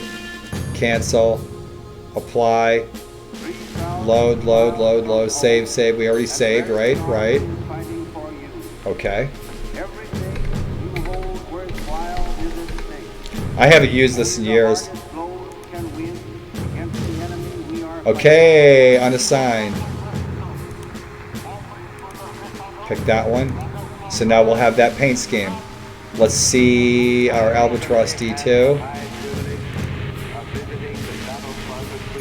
No. Plane list. D3. Select. Right on. Awesome. What do we got? Fuselage, Jasta 11. Oh, what was that? Look at that. Jasta 12. Bitchin'. Black tails. What do we got for 23B? It'll probably have swastikas. Yeah, it does. All black. Look at the 26. Right on. I haven't seen these in so long. I did a bunch of these. And I look at them now and I'm like, man, this whole game could be overhauled.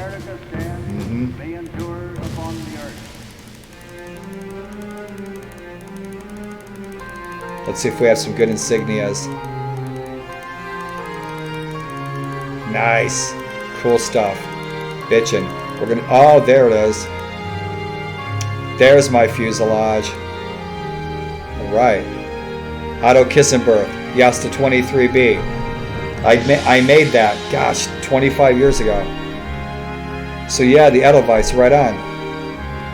And how about our rudder? Perfect. Black. Wheel. Black. There is some where I put some iron crosses on the wheels. On some of them I put like smiley faces. Lower wing top, don't really care. I do care about the upper wing top. If I could find some of that really good, the lozenge pattern. I don't think it's on any D3s though.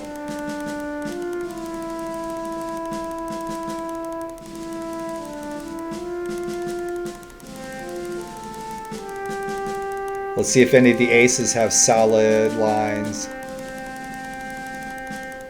This is the plane we're going to die in. Oh man, nothing special, huh? Well, we'll just grab the next cool looking one. Take that brown one. There we go. Cool beans. Elevator top surface. Right there. Black. Yep. We're solid. We are back in the air. Wolfgang von Jaeger flies again. Bitchin'.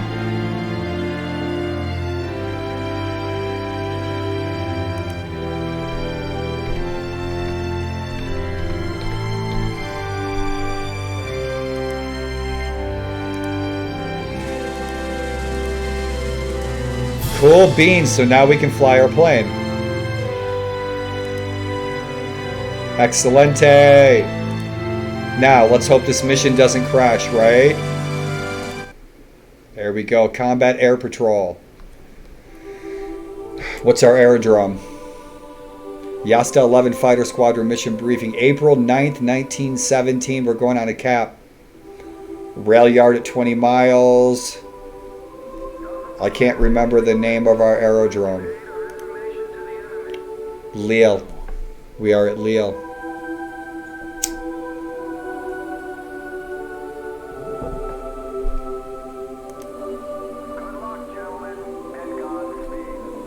Unterofficer Sturm and an Albatross D2. I wish I could fly my D3. Once I get some rank, then we'll be able to swap out pilots. We'll be able to CO. We'll be able to captain our own flights. So we can add pilots to the flights, their loadouts, their armaments.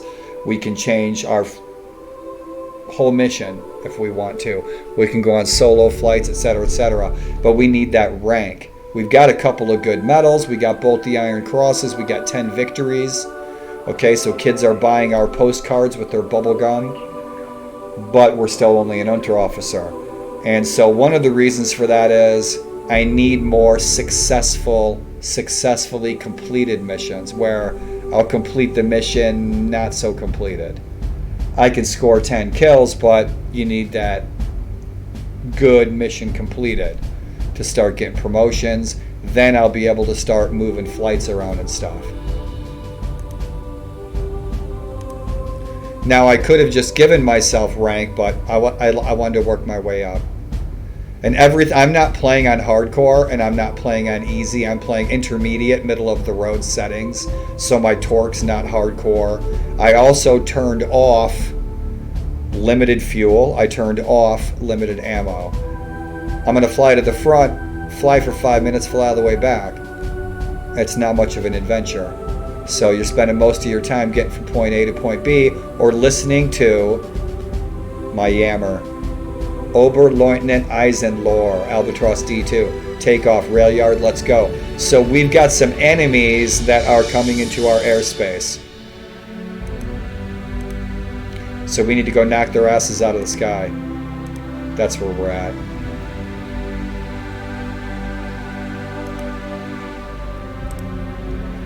Other flights out of our aerodrome. Escort. Yasta 11 attacking infantry, barrage patrol. And this is our flight, combat air patrol. Done. Let's see what the whole squadron looks like. And I want incendiaries in case we see a balloon. And so that's the whole squad. Once I get rank, I can actually captain the squad. I can become captain of a squad.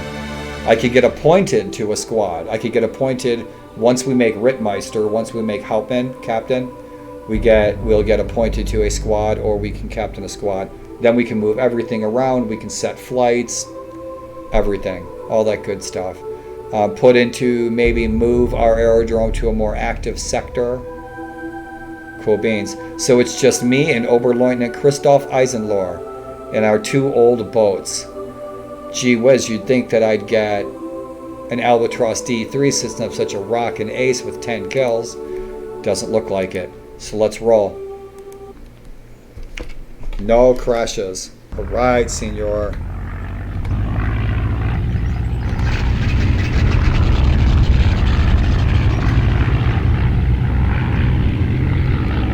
A lot of slow frames. I hope my FPS keeps up.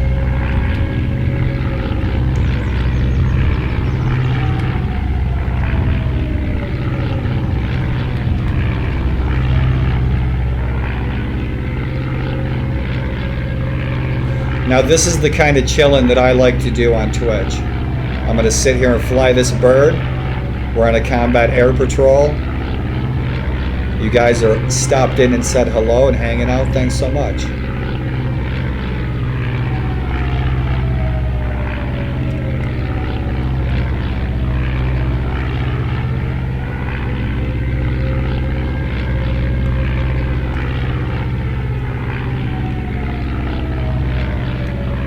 I'm tempted to put autopilot on because we might be flying for a while. We need to get some altitude. We'll stick with our captain. Let's see what else is around. There's our drone. There's our bird. Let's see how it's looking. Oh, right, the D2. Our D2 that we painted, we just put a black tail on it. We put the darker wings on it. Yeah, that's all we did to it.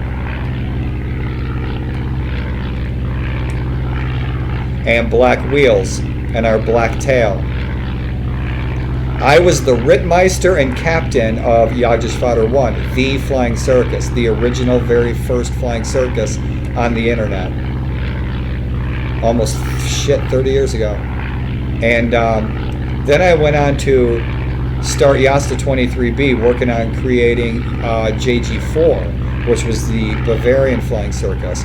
And so the black, where I'm getting at is the black.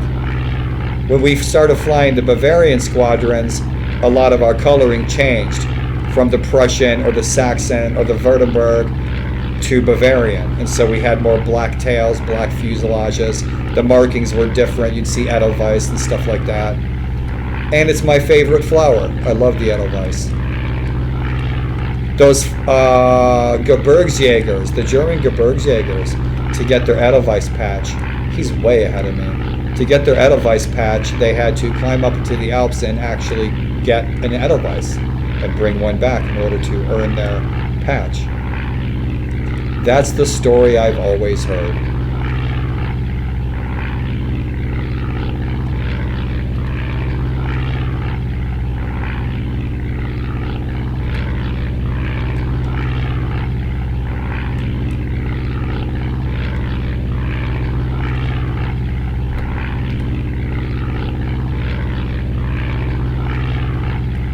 Frames look okay. This is a slow game anyway.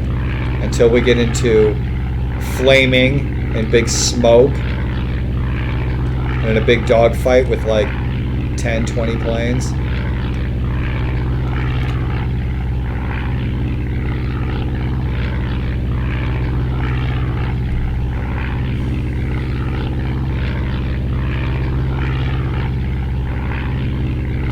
Man, I need a house out in the country.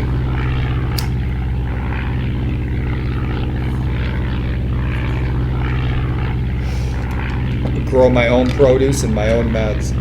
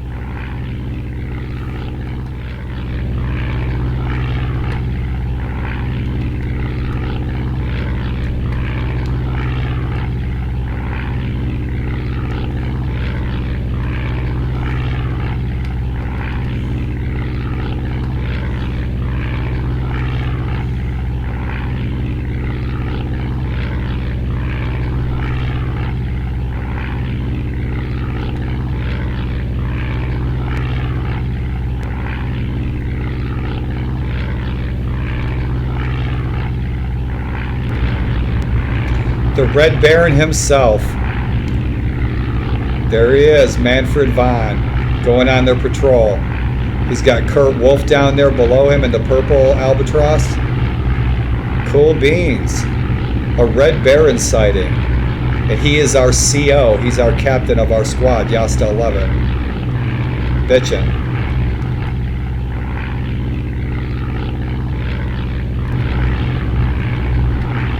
Kurt Wolf. And he's not wearing his sleeping cap. Yeah, there's a couple aces right there. Kurt Wolf and the Red Baron. Wonder who else is with them. Other contacts. We have other contacts. Oh, I see fire. Yeah, I see a flare. And what that means is that German flight is rendezvousing with some two-seaters, bomber reconnaissance, to go on their escort mission. And there's our captain.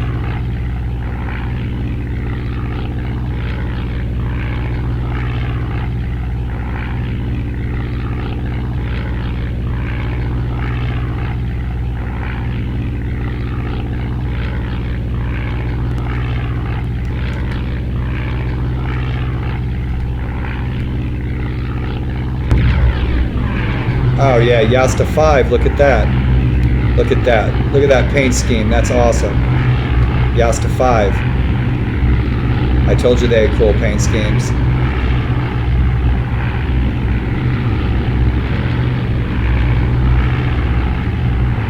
Oh, look at that. There's another Yasta 5. Awesome. So Yasta 5's nearby. You can transfer to Yasta 5. Check it out. Look at that. That's the Yasta 5 ride that I fly with the Edelweiss. Cool beans. These guys had some of the coolest planes, man, in the war. Look at that. So awesome.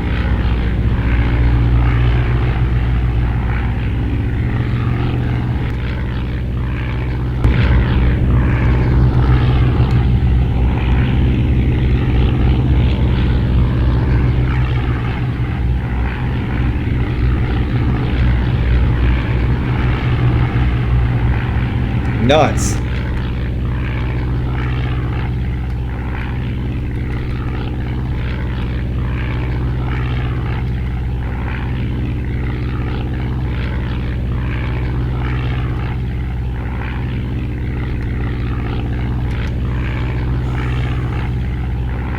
We better get some altitude.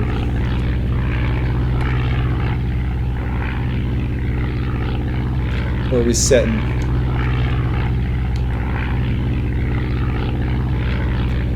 We're not high enough. We're never high enough. We're just not high enough.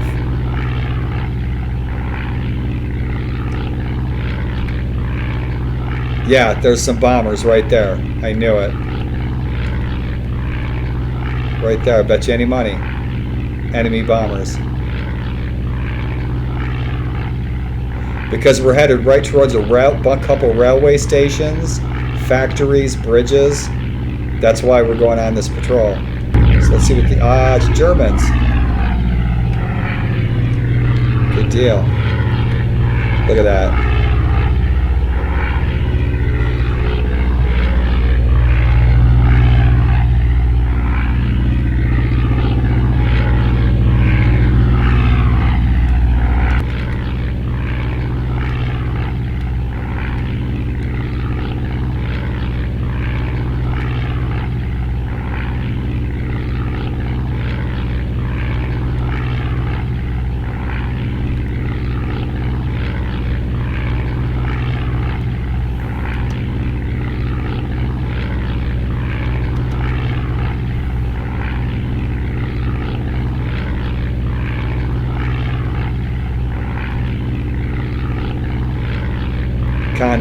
Contacts, 12 o'clock. Oh, I knew it. I knew we needed to get altitude.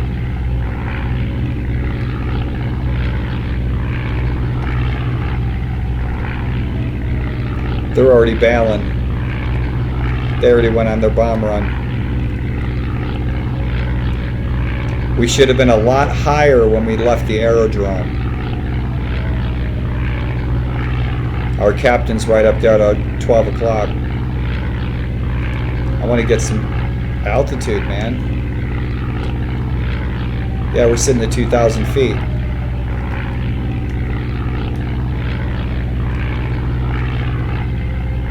That was fun. We got to paint our plane. I haven't painted a plane in probably 10 years.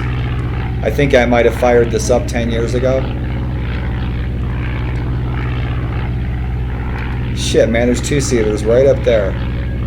If we would have been higher, we could have got them. There's plenty around. This is the height of the air war. Bloody April.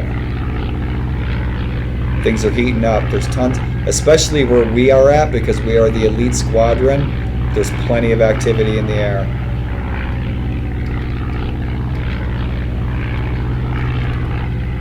More contacts. We need to stay on our captain, because we'll lose him. We have auto waypoint navigation. We have full autopilot, which I don't like to use that, because the full autopilot might take you into anything, including trouble. But waypoint navigation is useful, so that you can complete your mission somewhat successfully by hitting all your waypoints. If we're defending infantry and the infantry gets wiped out, it's going to be an unsuccessful mission. So I try to at least hit all the waypoints. Yeah, there's a couple of contacts at our 2 o'clock that are taking a bunch of flack.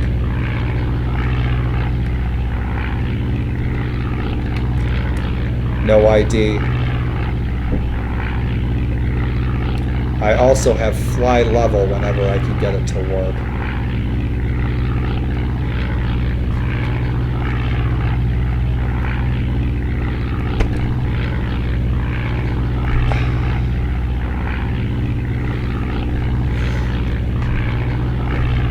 Ooh-wee.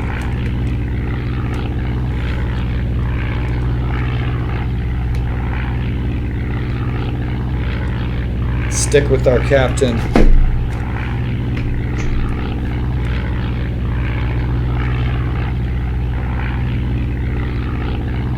Try to complete a successful mission. We know we're going to see action.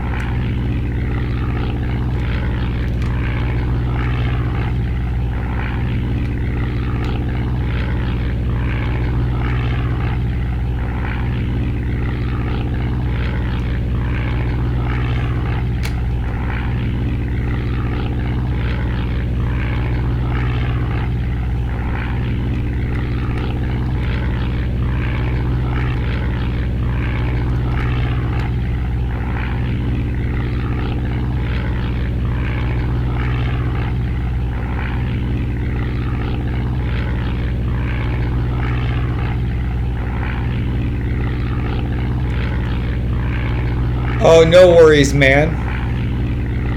A lot of enemies around. I'm just cruising in autopilot all the way to the front, trying to get some altitude.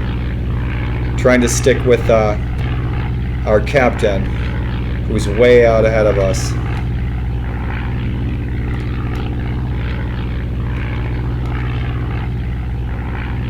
Thank you for asking.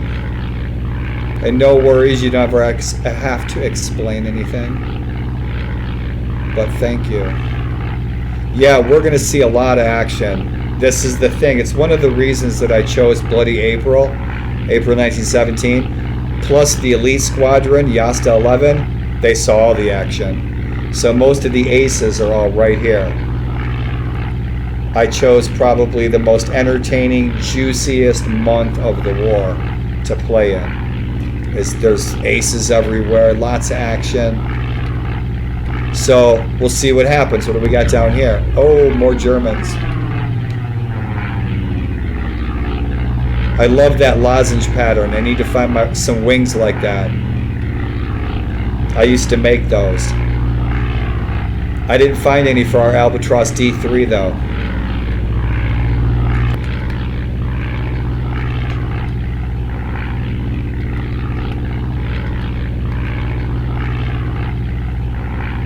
I see like 4 contacts, 3 contacts at our 12 o'clock.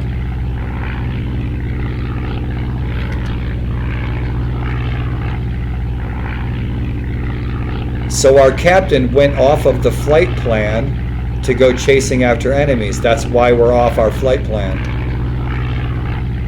So he's after someone.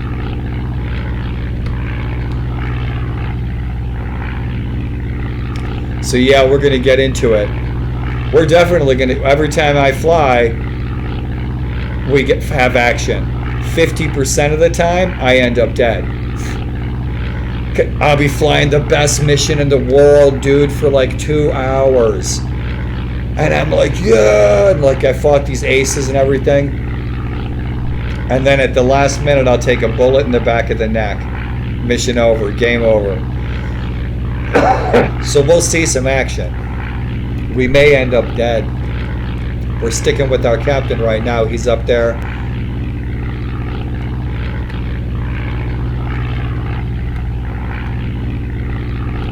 Ah, those are friendlies. Those are all friendlies down there. The captain's right up there. You can see him. Maybe he's a dot on that screen. He's at our 12 o'clock.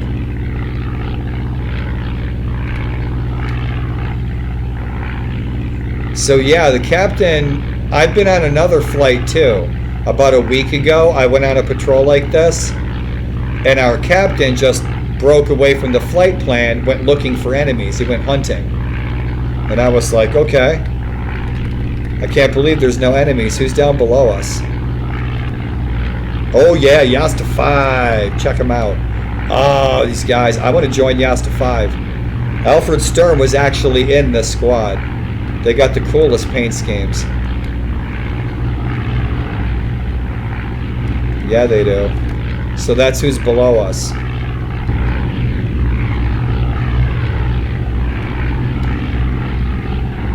That's my ride with the Edelweiss.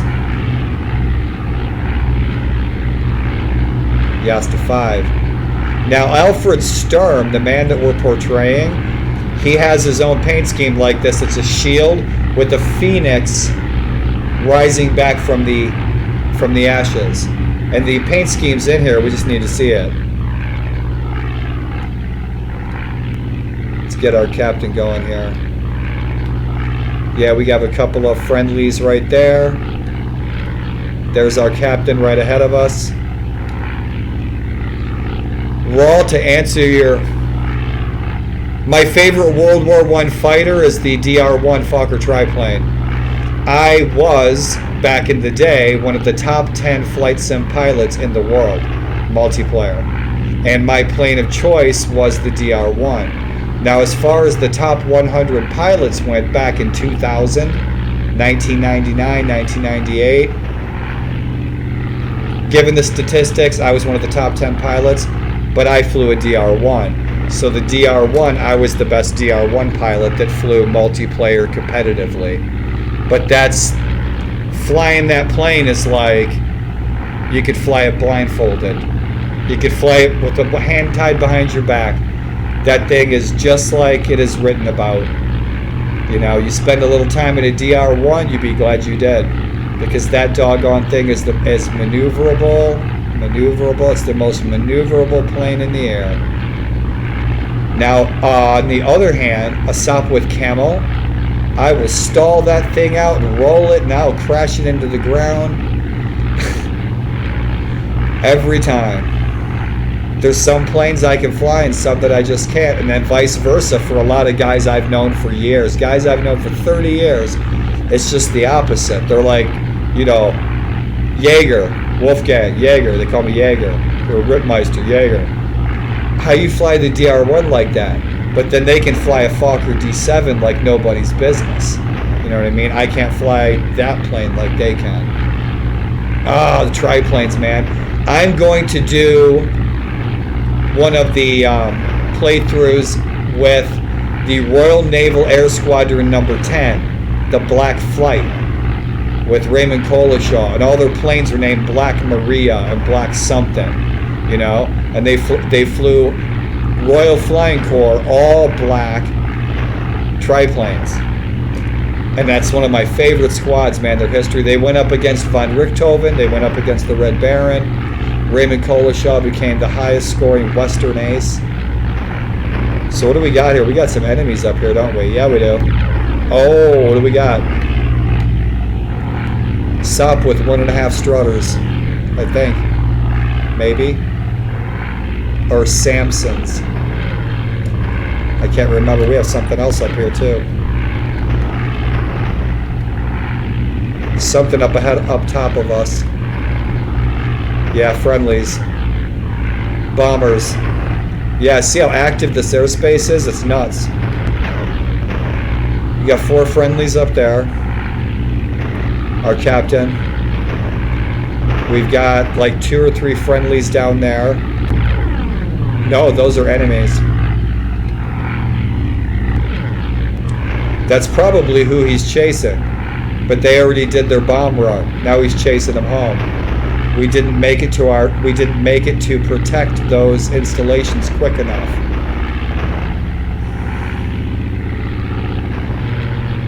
Favorite World War I fighter, DR1. World War II, my favorite plane to fly in World War II.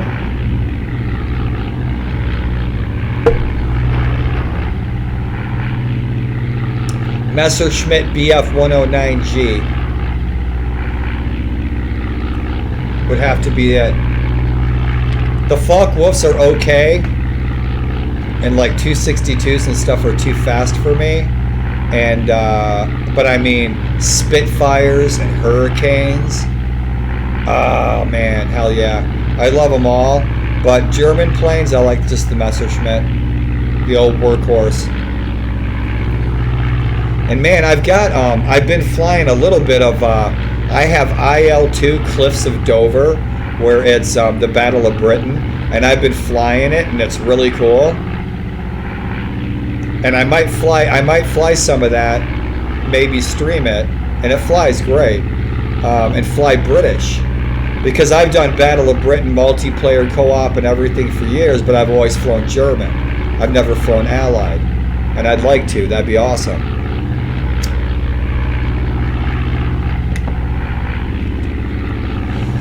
Red Baron takes a very long time to get to the fight, unless I just decide to break off. Because our captain and this other Yasta, it's our Yasta, it's Yasta 11. So there's like 5 of us going after these 2-seaters. It's going to take us a while to get there. Yeah. So there's a Yasta 11 pilot. So these 2-seaters have all these German planes after them.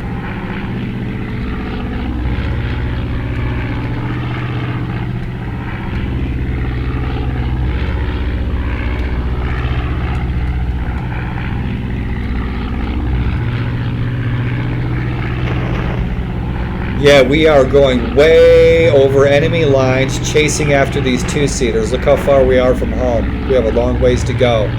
We have no ID on any troop movements or infantry positions, which means Archies and gunners and machine gunners. So we don't know what's down there.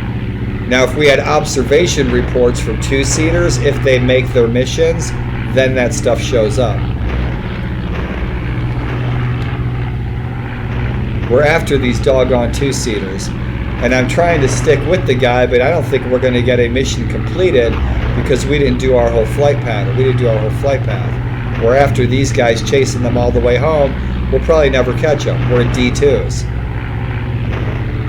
The British had faster planes for a lot of part of the war. Like 1916, early 17, late 16, early 17, the British could just outrun us.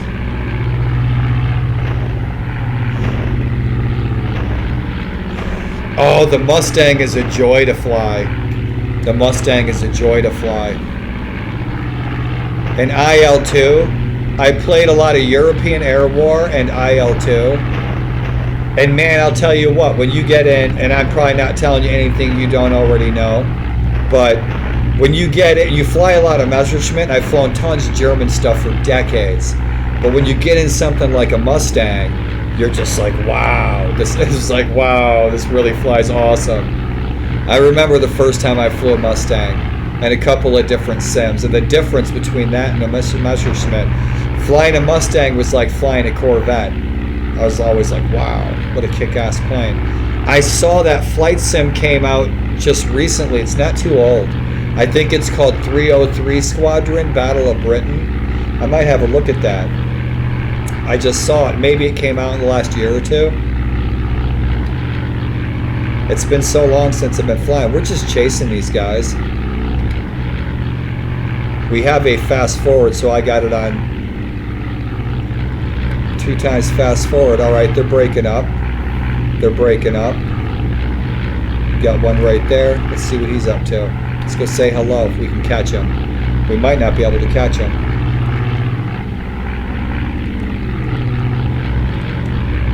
Go shoot him down. And I'm going to go Wonder Woman cockpit so we can see what the hell we're looking at. I've always used this. Lots of guys wear these, said Elmer Fudd to Bugs Bunny.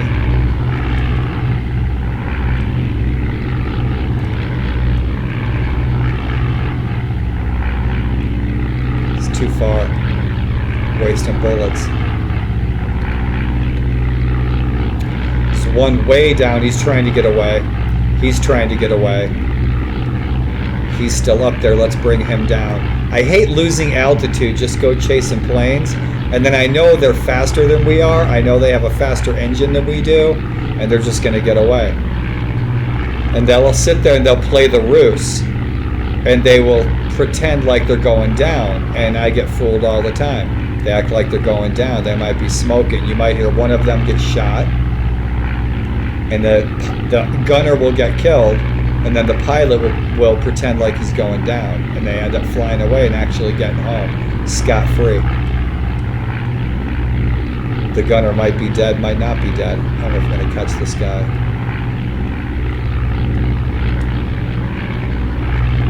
Probably not. Small dips.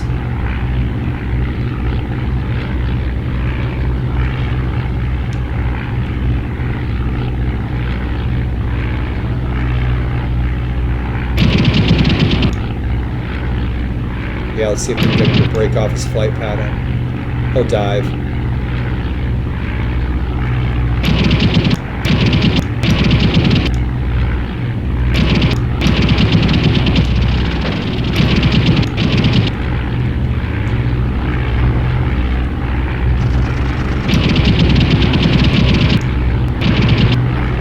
The Red Baron.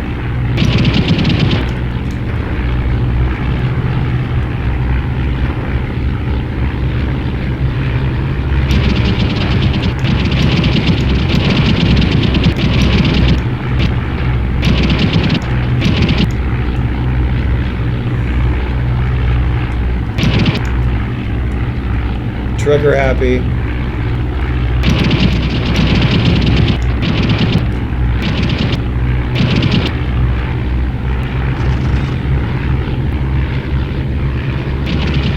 He's diving hard.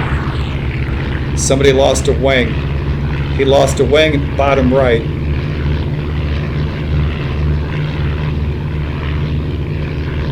He's trying to get away.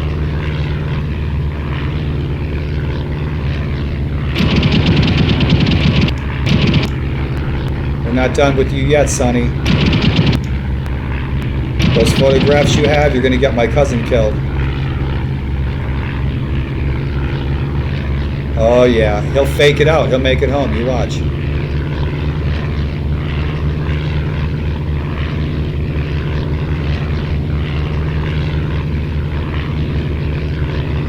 He'll make it home safely. Unless we take him down.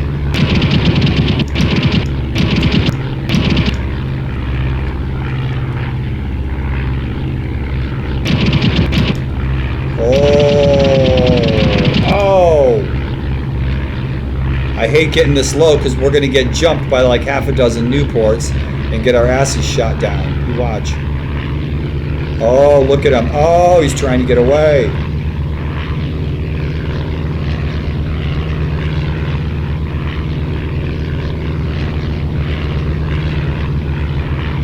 You don't get away from the bloody Black Baron of Bavaria.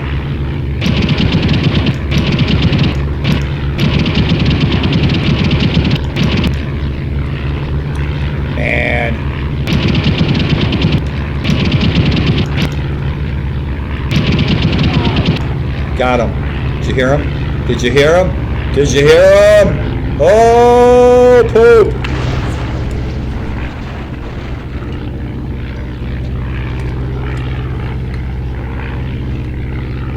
There's our captain.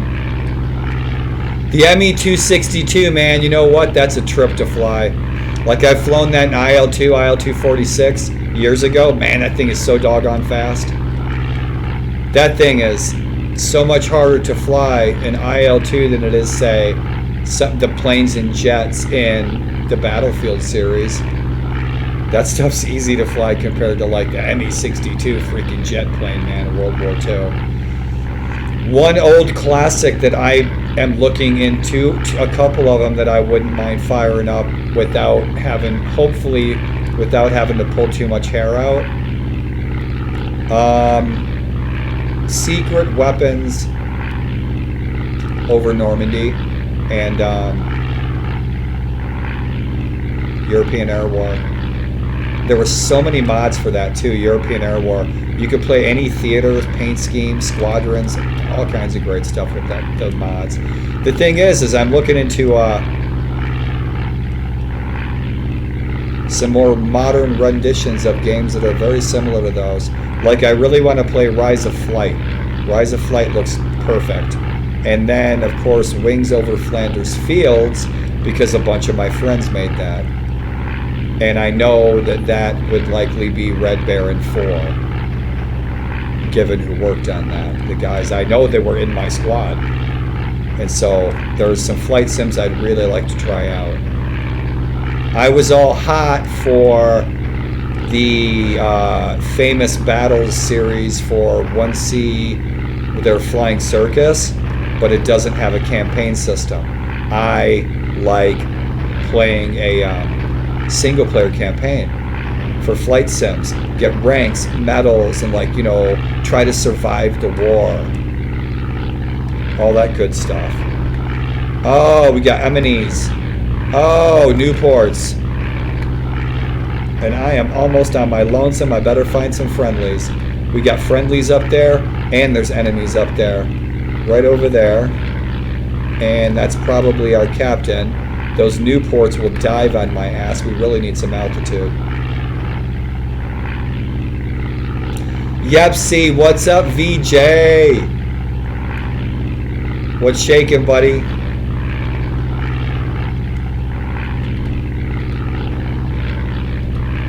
VJ, it's good to see you, my friend. Yep, see. Hello? Hello, my Kameraden. Guten Tag.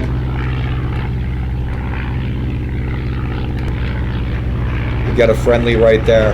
It's Yasta 11. Whoa.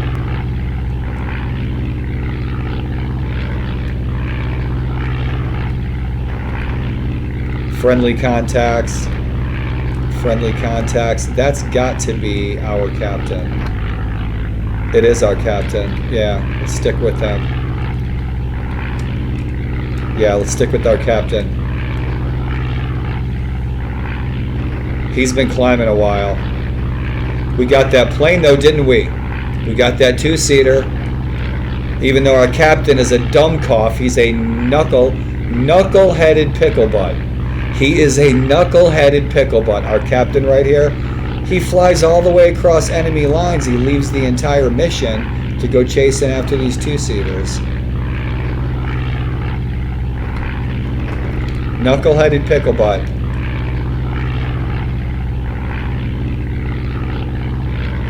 RuneScape. VJ Yepsy, have you been streaming that? Have you been streaming it?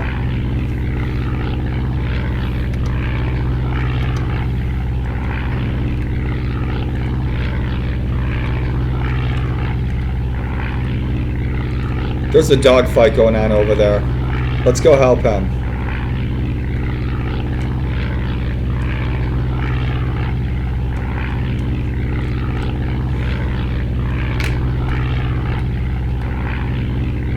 Yeah, he's got 2 Newports on him. We're only in an Albatross D2. So, we've got the old leftovers, is what we're flying. Shit, there's another plane coming in. Friendly? Yes, he is. So we got 3 Albatrosses now against 2 Newports.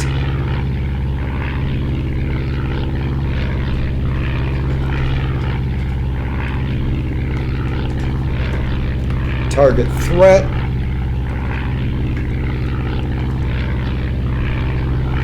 Getting situated, man.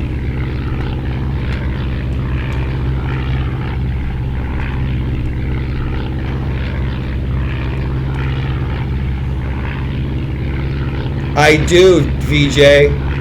I've seen that on YouTube. Shitburgers. Let's take him out of action before they take out our friends. Yeah, he's behind our friend. Yep, he's right behind our wingman. Shit! He's shooting. Now he's going to be shot.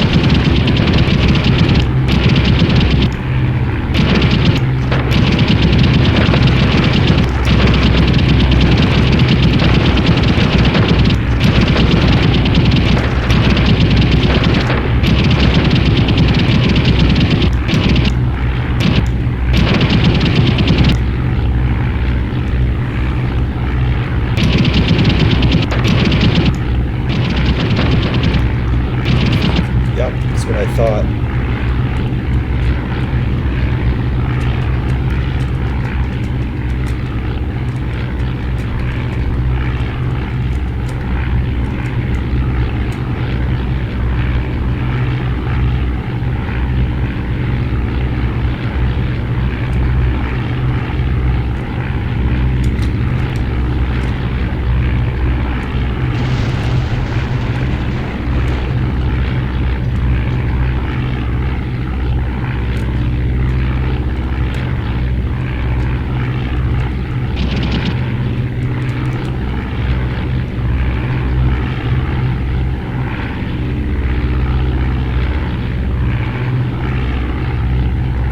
Say goodnight.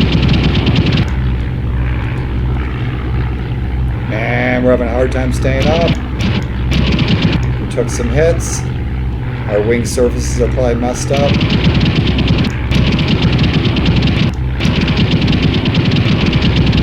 Oh! Right in the ear.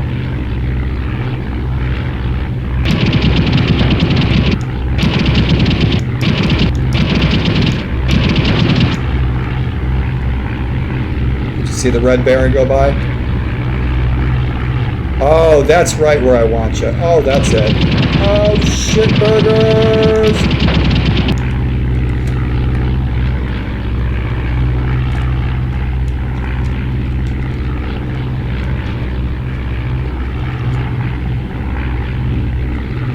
Did you see that? I almost died. Look at him. Yeah, he's in the SOP with Pup, isn't he? Yes, he is. He's got a much better plane than ours. Shit, dude. What are you doing with those pull-ups, son? That's what he's doing, damn it.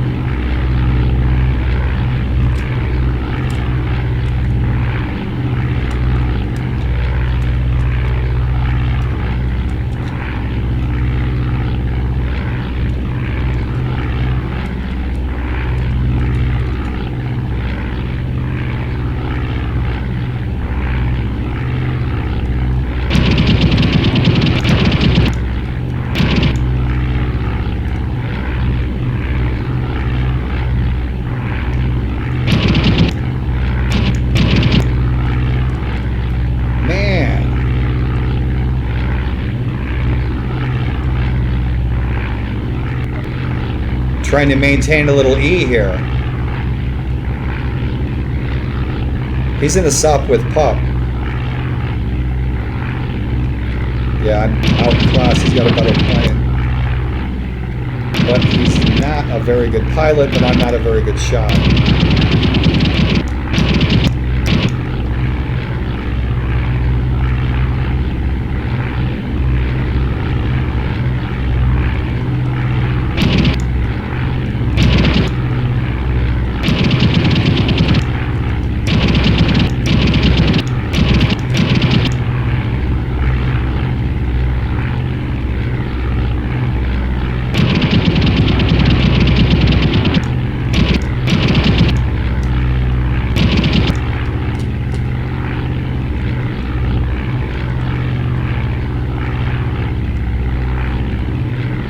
Man, this thing's a kite with a lawnmower engine and a gun.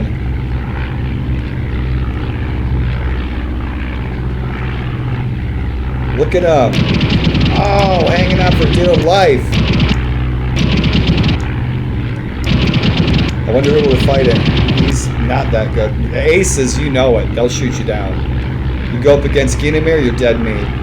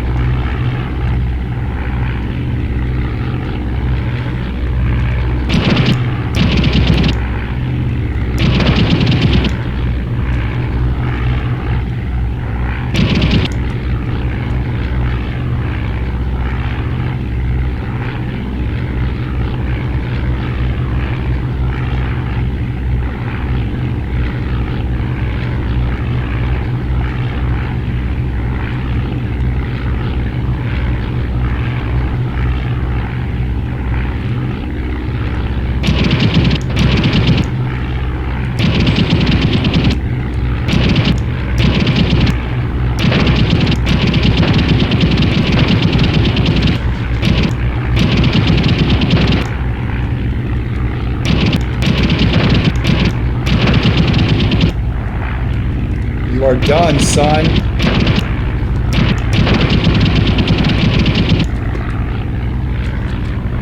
That was close. Yeah, that was definitely close. I almost ran into him.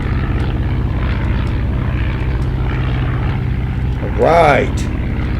Victory! Oh yes, absolutely.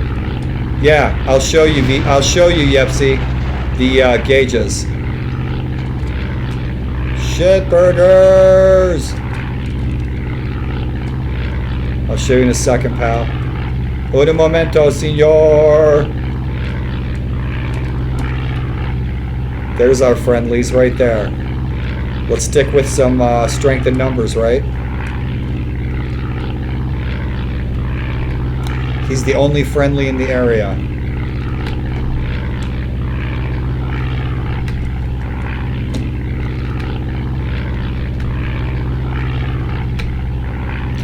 Ugh. I don't know if I can get the cockpit back, VJ. Hold on a second. There we go. Like this, VJ. Right?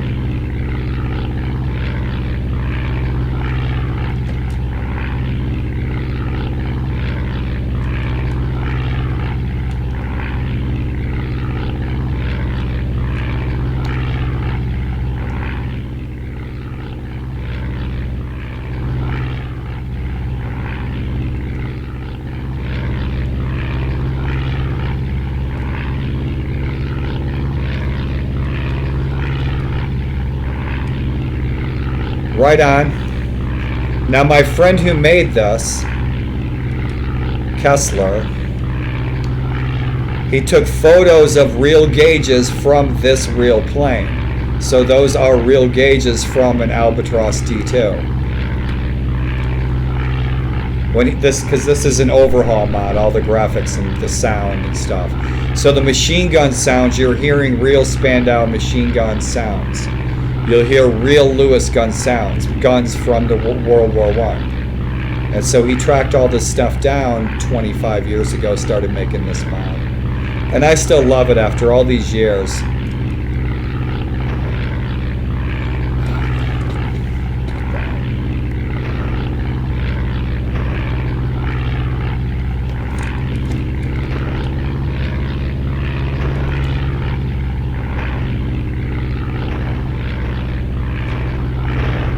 Love flight sims. My aim, keeping my crosshairs right on the target these days, I'm slower. So I still enjoy the heck out of it though, you know. So yep, there's our captain. We got to get some altitude, man. We are way low. We are not going to make it back across the front because the ground gunners are going to turn us into Swiss cheese. But I'm going to stick with this fellow Yasta 11 member right here. We have one of our friendlies up above us. So we're going to stick with him.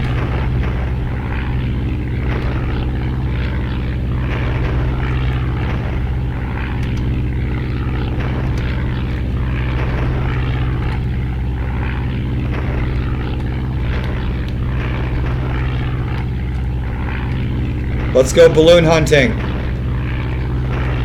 You guys want to shoot some balloons down, don't you? I knew it. I knew it.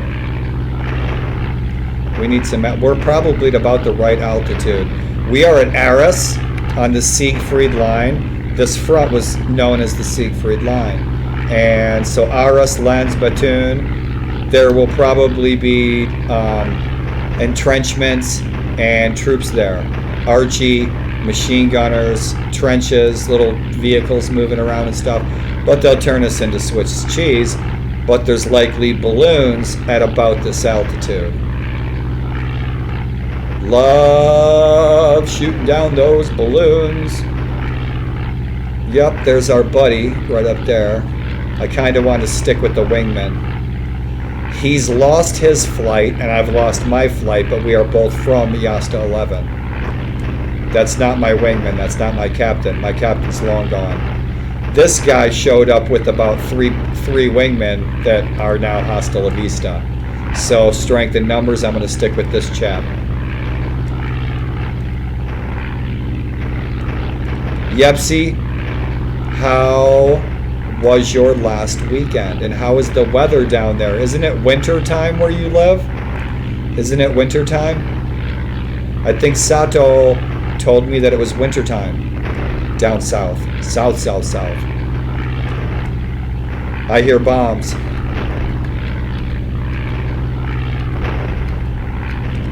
I just got a contact.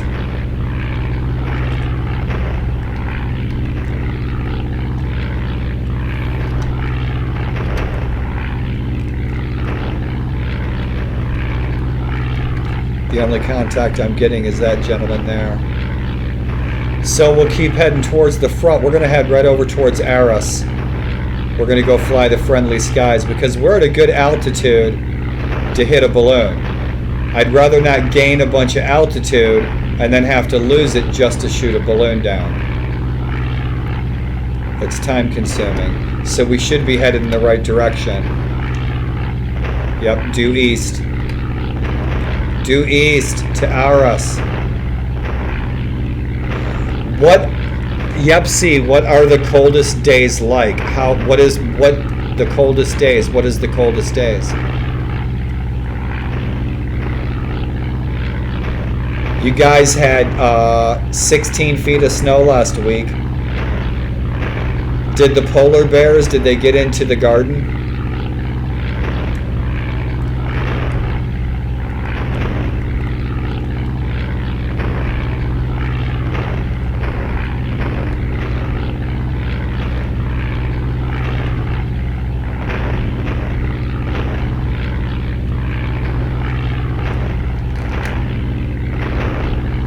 Turn my fly level on for a medical break. It seems so strange saying that ever since college. So what town do we have here? Aras, right where we need to be. That bridge is going to be protected. My freaking leg is killing me.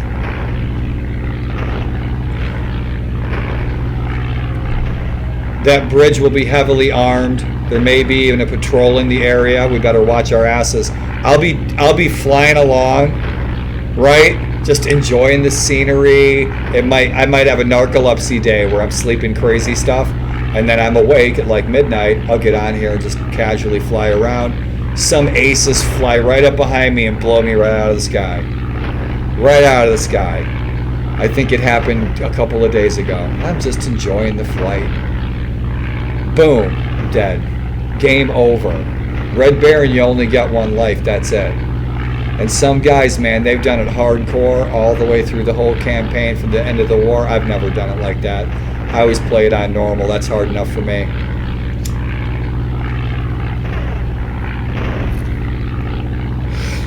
Multiplayer was a whole different ball game because everybody's skills were out there. And I did good in my triplane. Everybody knew me. Yes, 23B. The Bavarians are in the house. They brought their Lederhosen and their beer. Yep, that's our ride. I dress it out in all black with an Edelweiss. The lozenge pattern wingtops. So awesome. My buddy Graugeist, who, if he ever pops into Twitch, his name is Big Sleep, and he's one of my oldest. I've been playing video games with him for 30 years. He's my old wingman. And he's got a really cool paint scheme with like a cloud and thunder and stuff, and it's really neat.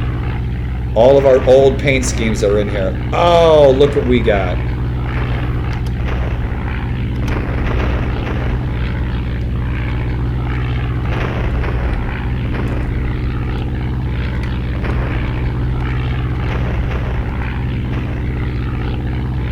$2 balloon.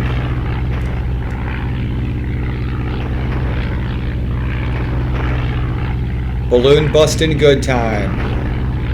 I see no enemies unless they're really high. It's always good when your enemies are really high. Unless you're flying a World War I flight sim.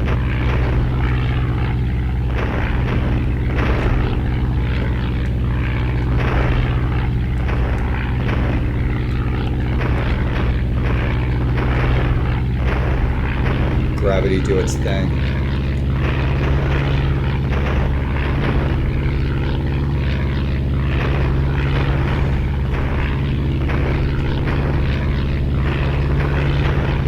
I'm gonna get shot right in the head. It's happened so many times. Oh, right there you are, right there you are, right there you are. Yeah, we got incendiaries too, don't we? Yes, we do.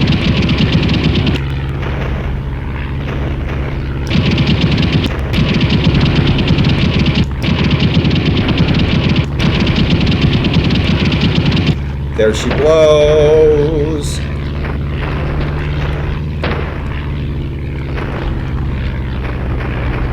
Right. Victory. The freaking gunners are gonna go ape shit. Any enemies? Oh, oh! Oh! Yep, this is where we die.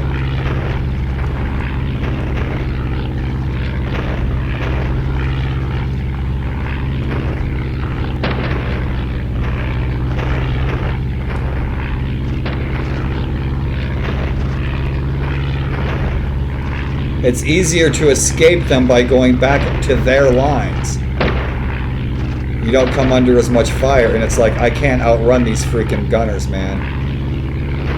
And I'm flying full canvas jacket in Promised Land on just the stock settings that they have it on, the regular old normal settings for the gunners. Because that can be modified, but the gunners freaking tear me up. They tear me up hardcore. That's a German balloon. No snow. What about the Yeti? The Yeti's famous in Brazil, man. The Yeti is the king of the jungle. Like 10, that's pretty cold, huh? These are German balloons. They've got to be. Yeah, we made it to our side of the lines. Because if they weren't, we'd be getting hammered by machine guns right now. So we need to head north, my friends.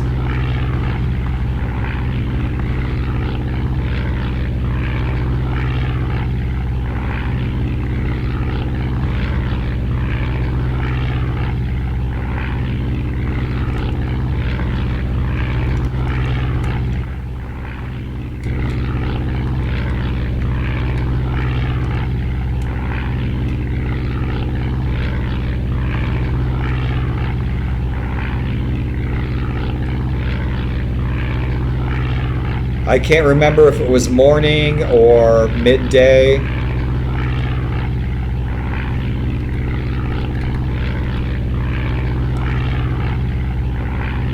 I don't know how we did. We might have gotten one airplane victory. That balloon we will get. The boys in the trenches right down there waving. Thumbs up.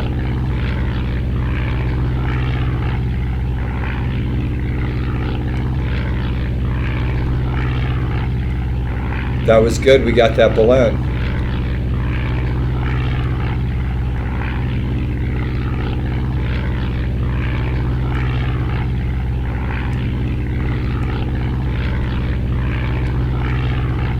Two German balloons back there at our 5 o'clock.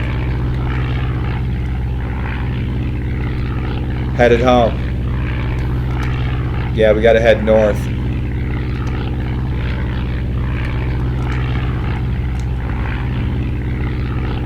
Good dealio. The Yeti. The Yeti.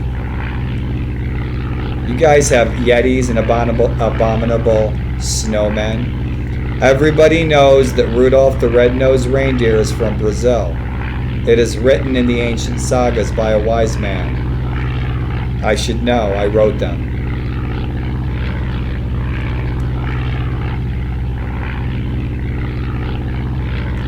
Yepsy, what did you have to eat today? Because I'm thinking about Din Din. Raw, what did you have to eat? And I don't know what happened to Zug. Zug was having internet problems. Burger King. No kidding. I haven't had Burger King in years. I haven't had Burger King in probably 8 years.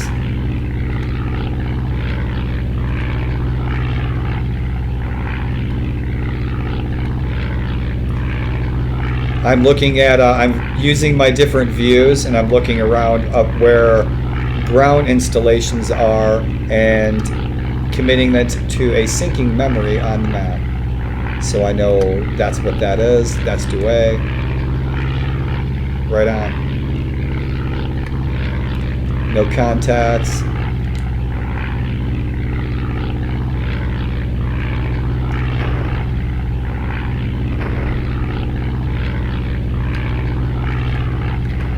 Nothing, no contacts. All quiet on the Western Front. I'll be watching that again soon. With John Boy.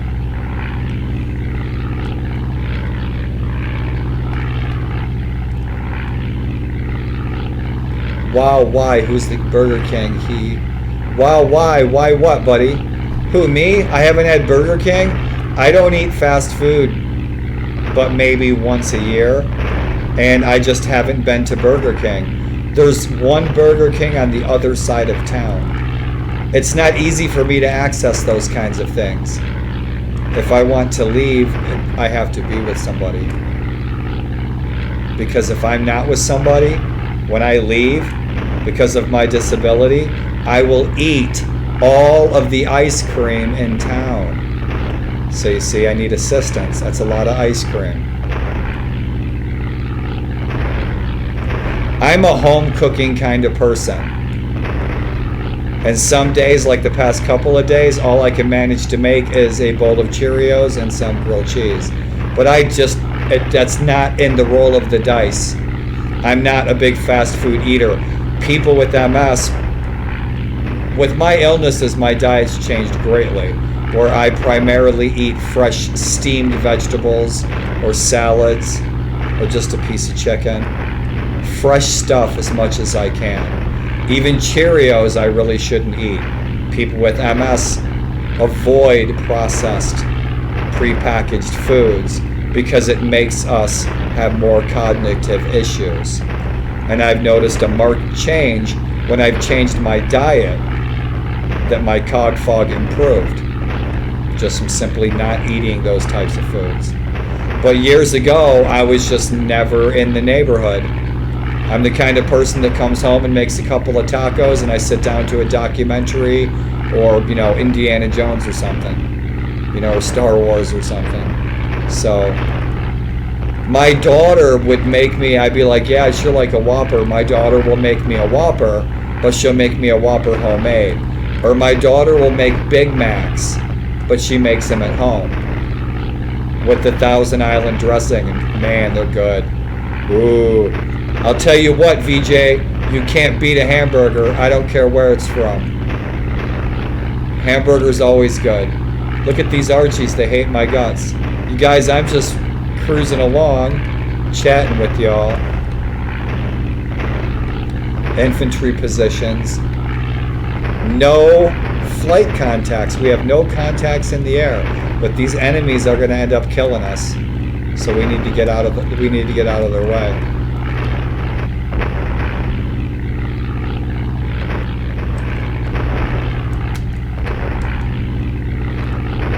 I can even be at 4,000 feet.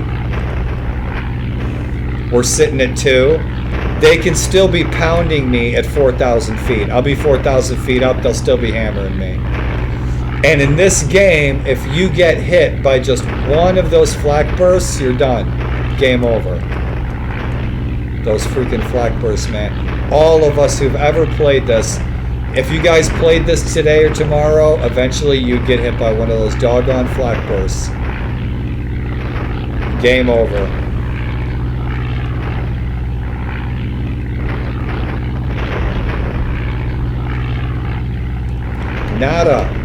Not a single enemy in sight. And they would be right over there. They'd be coming from that direction. It's 1917, it's April. We enlisted on April Fool's Day.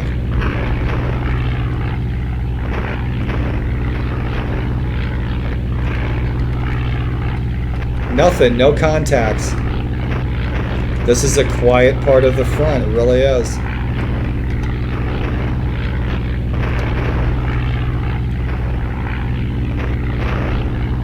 And the enemy's still hammering me, but I'm flying over our own airspace.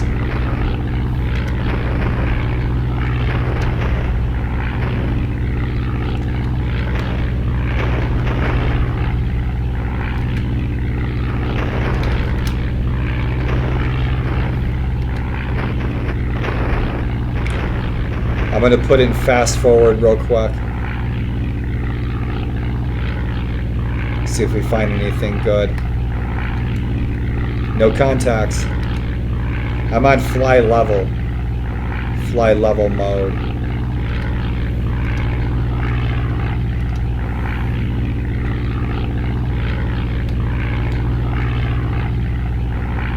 Now the enemy should be coming from that direction. We don't have much altitude.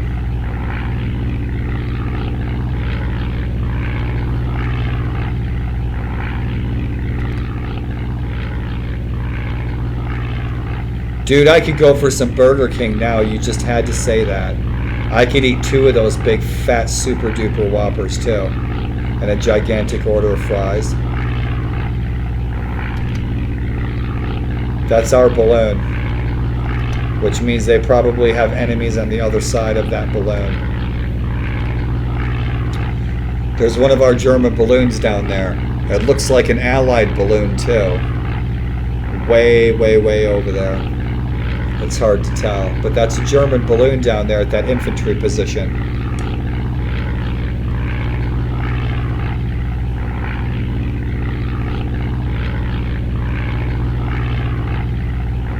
Burger King. Now I want Burger King. I don't have any hamburgers. I have taco meat and I have tortillas. I'm solid. So what's on the tube, my tube watching friends? Are there any series or documentaries that have tickled your fancy recently that you'd like to share? Please do. Pardon me.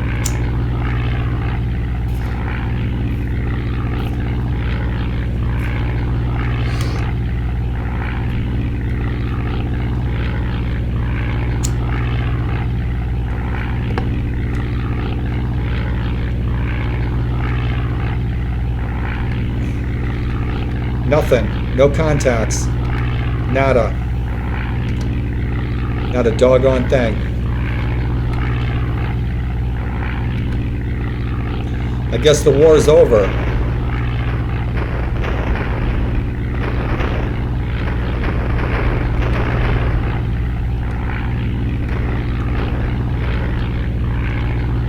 A couple German balloons down there. We are headed into enemy territory. Let's not. Those freaking machine gunners will be the death of us. It'll be mission over. So I'm going to avoid those Archies. Nothing in particular? What was the last thing that you enjoyed, VJ, that you liked very much? Throw a suggestion out there, my friend.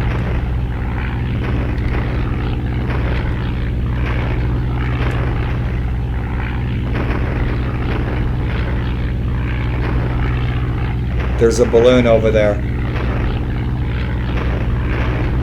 I've seen that. I've seen that a couple of times. I thought that was pretty good. Yeah, there's a balloon over there.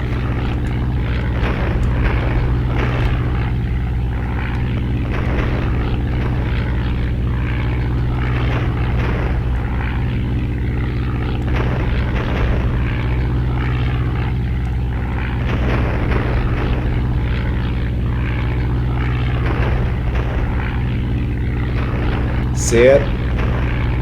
12 o'clock.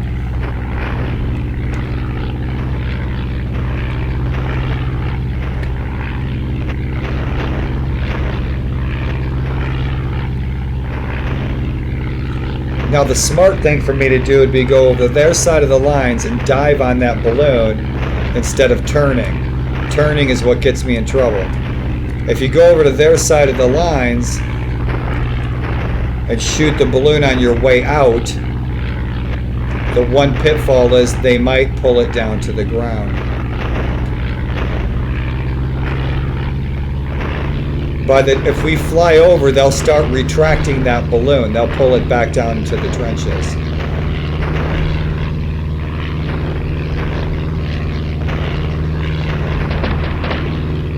They're nailing me.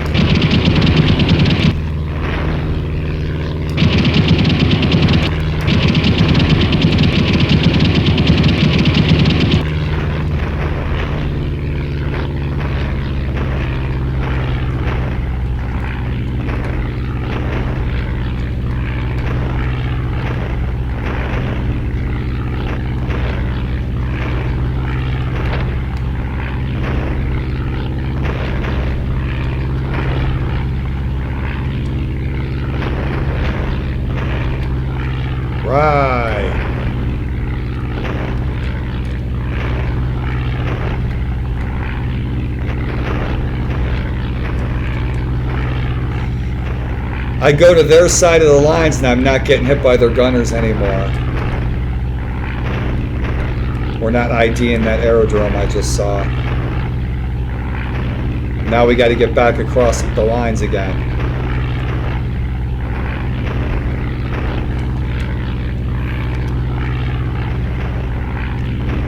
Hesdin Bethune. Hesdin Bethune. So there's an aerodrome right there. And there's probably aces. Let's see if they're going to come up after us.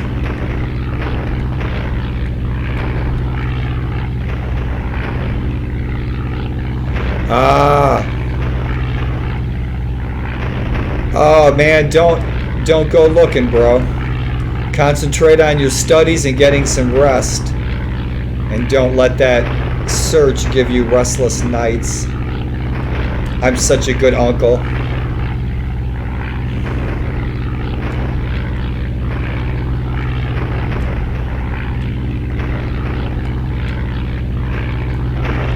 I'll have a girlfriend someday again. You'll see.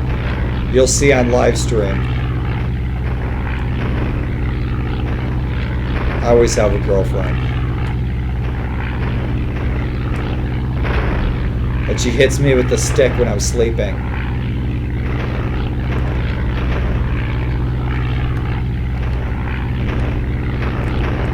Another balloon. It's our lucky day. So we can hit a balloon on the way out. If I can keep this bird steady. If I can get this thing home, because it's already acting wonky on the left side.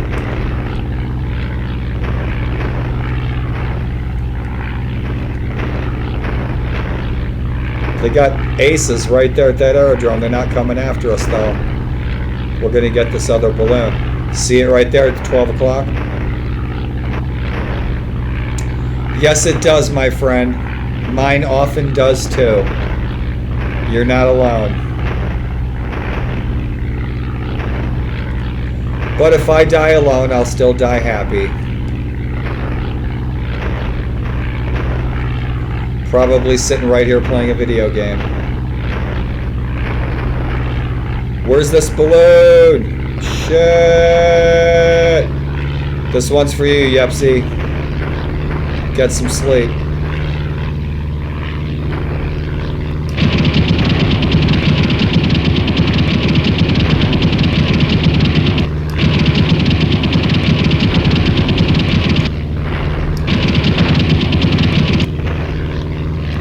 Break the top of it. Now begins. Now the hell begins.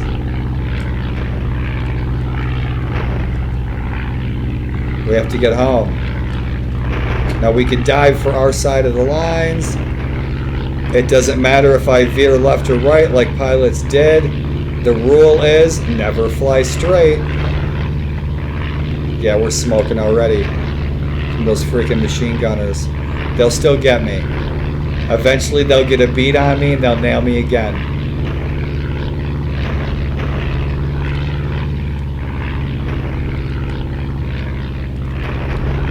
Well, they didn't tear into us too bad that time. Usually it's the getting away that is most dangerous. That's usually when I get killed. And I usually get a headshot. I get shot right in the head by some ground gunner. That's how the Red Baron was killed. Home. Where is our home aerodrome? It's all the way up there in Lille.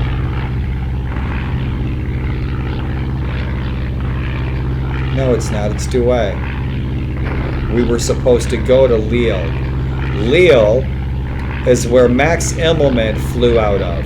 And he was called the Eagle of Lille. Max Immelmann was, I believe, the first German fighter pilot to fly the first German fighter plane, the Eindecker E-1. He's the first German pilot. I'm not sure which Eindecker he flew in, 1, 2, or 3. That he scored the first victory as a German combat pilot, and the first German combat plane was Max Immelmann, the Eagle of Lille. And you see Lille on the map. And that was supposed to be our rendezvous. We were supposed to patrol that area until our our captain took off and went on his merry way. He was going to look for a double Whopper with cheese. He was.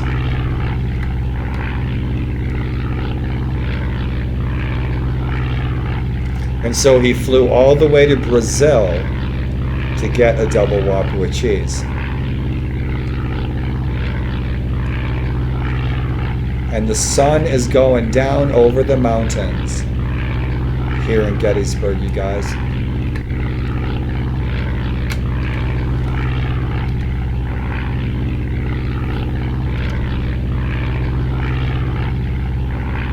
Harbordine. Yeah, we have a ways to go, back down to Douai. I thought we needed to go to Lille, that's why I was headed north. But we went on a really nice long patrol.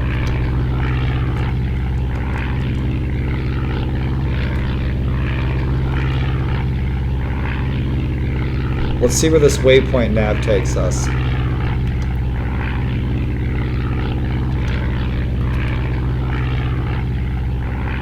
I'm always curious what the AI is going to do. Is it going to take us someplace idiotic or what? Because a lot of times it does. It looks like he's taking us home. Or back to where we broke our flight path, most likely. No, it's taking us home.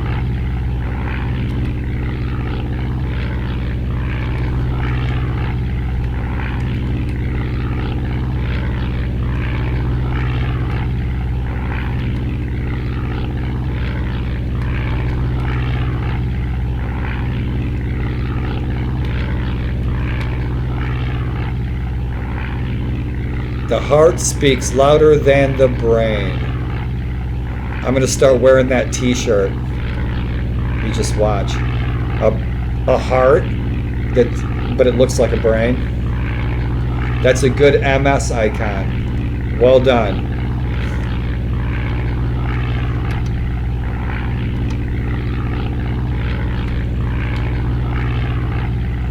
Okay, guys, we're about home. I'm not seeing any enemy contacts, no friendly contacts. Oh, there we go. We got some contacts.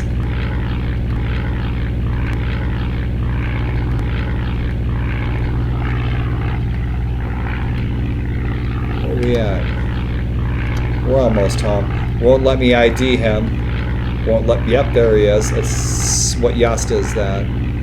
You see how their wing crosses are painted different? All their Maltese crosses are in white squares. That's the difference. That's how you would know the difference between this squad and, say, Yasta 6 or Yasta 4. And I'm not really sure what Yasta this is. It's so plain Jane. There's no distinguishing markings. But it's a Yasta that flies out of our area of operations.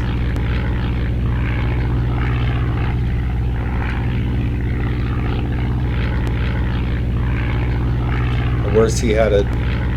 Home.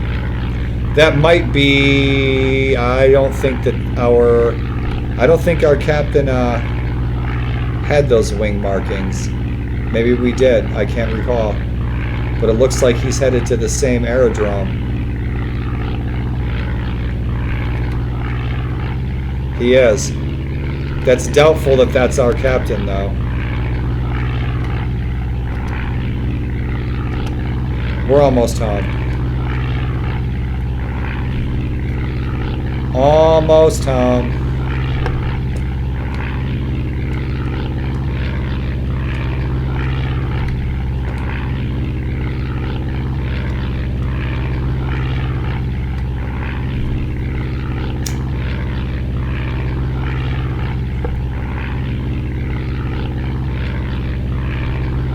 And if Zug is still around, I think we are going to, if we can get it worked out, we can play some Forgotten Hope too.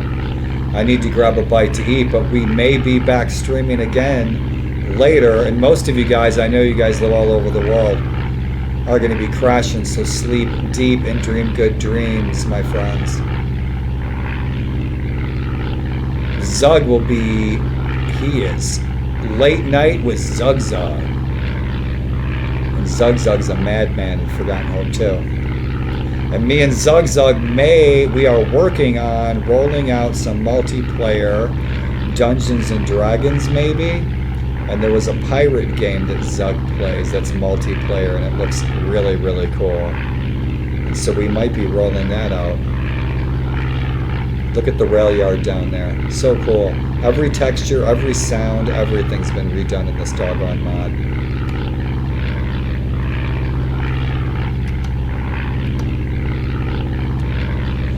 So, time to land. Let's see where we're at.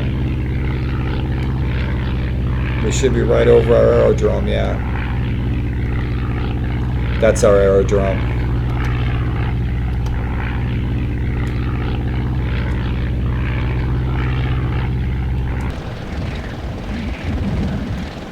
Cut that engine. Hope I don't destroy Kaiser Willie's pretty bird. Yeah, there's little birds flying around. Oh, there's some planes taking off. There's another patrol taking off.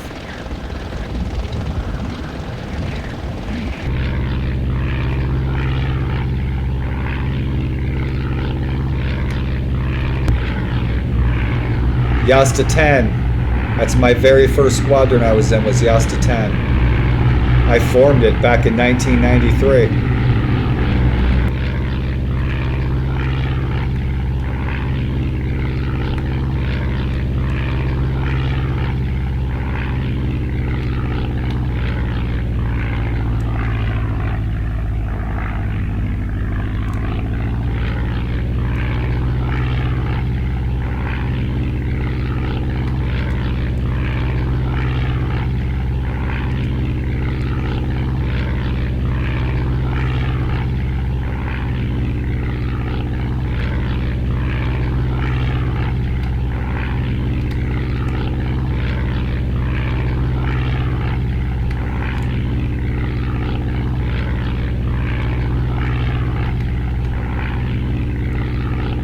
I'm on manual, I'm not on autopilot. So you guys are going to watch me nose over, it's going to be awesome.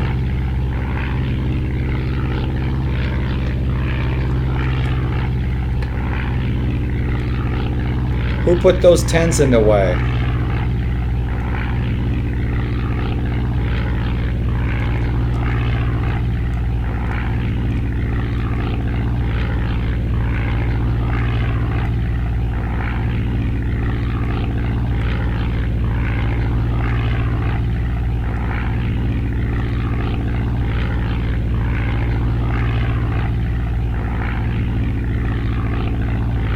Oh, you can do it. Come on, Wolfgang, you can do it.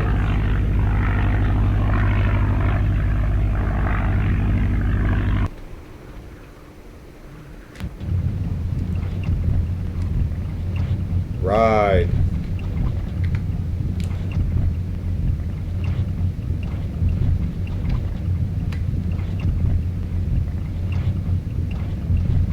Yeehaw. Kick ass.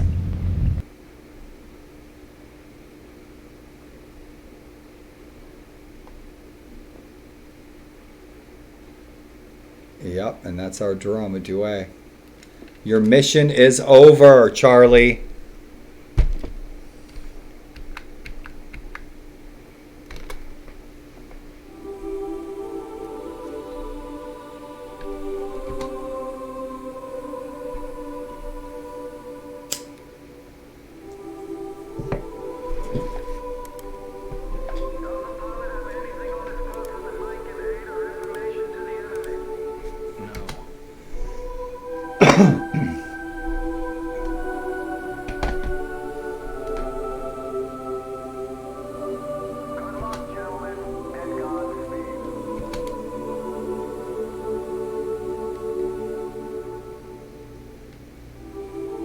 Damaged a worker.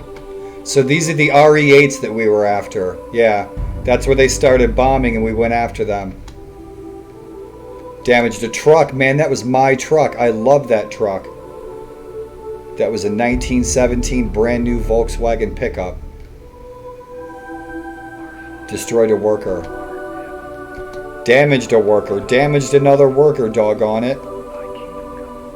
Roland C2 from Schloss to 12. Flight C2 landed. Hauptmann von Richthofen landed. The Red Baron landed back at our aerodrome. Lieutenant Kurt Wolf landed. C2 from Schloss to 12. Hey, what's happening? Pog.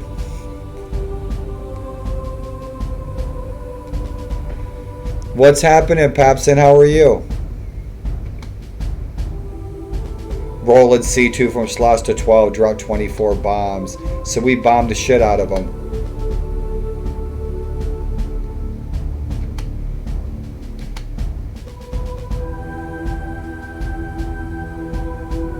So those C2s from KG1 landed. C2 from KG1 landed. Rock and roll, man. Thank you. How are you? And I hope you had a great day or a great evening.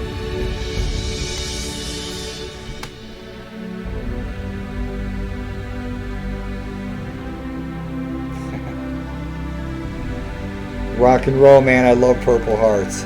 Cool deal. So how did we do? We didn't get in any fights yet.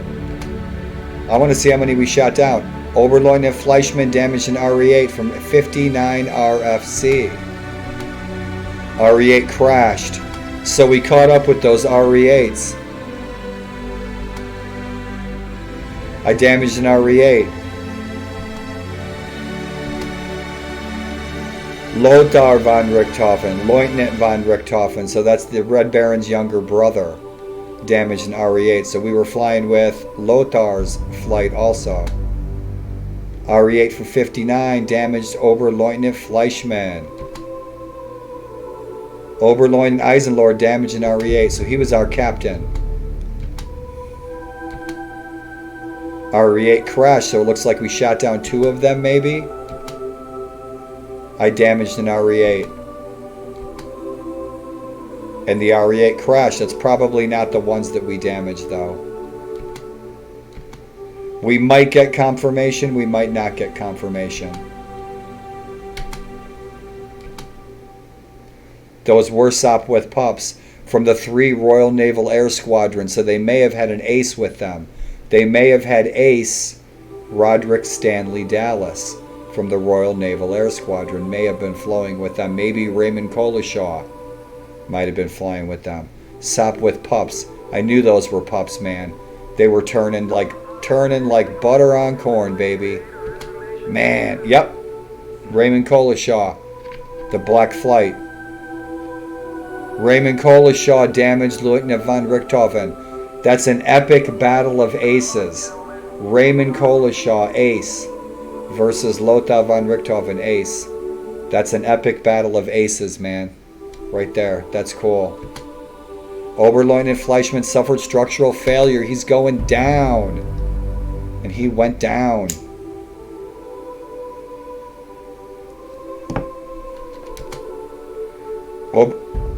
We, Unterofficer Sturm, damaged 2nd Lieutenant Collishaw. So we were fighting Raymond Collishaw. It's the 2nd ace we fought. So we fought Billy Bishop. I didn't know we were fighting Billy Bishop. So we were fighting Raymond Collishaw. Shot by a Sopwith pup. I got shot. Lothar von Richthofen damaged Raymond Collishaw. Collishaw crashed, so Richthofen shot down Collishaw. Lothar von Richthofen shoots down Raymond Collishaw. That's some epic history right there. Unterofficer Sturm damaged a Sopwith pup, so we shot another Sopwith pup. Lieutenant von Richthofen damaged the Sopwith pup. So that's who we were fighting with. We were wingmanning with Lothar, and he was kicking ass. I damaged the Sopwith pup, and RE-8 landed, so one of them got away. I damaged a pup,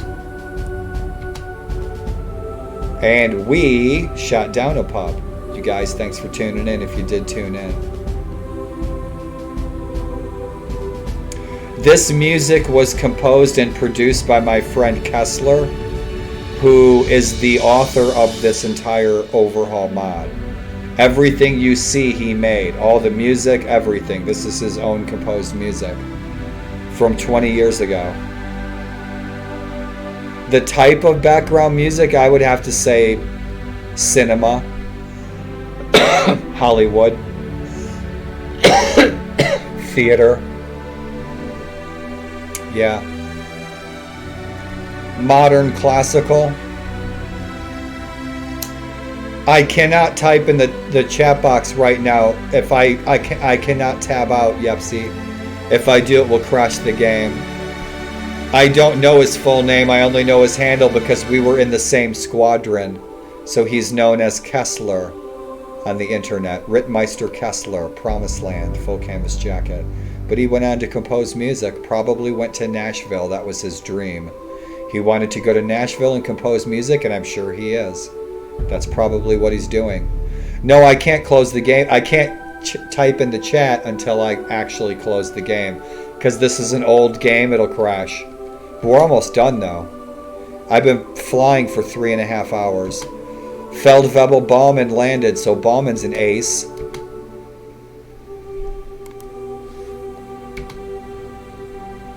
Right on. So we probably shot down one plane, maybe. We got a couple balloons, though, didn't we? We made it safely home, but we did get shot. All of this is random. It's chance. It's a roll of the dice. So it said, they gave us a note. They said I got shot by a machine gun. So I may or may be wounded. I could be maimed. I could be wounded in action, and my war career is over. Or we get a medal and we get promoted. We get a new plane. So we really don't know what's going to happen.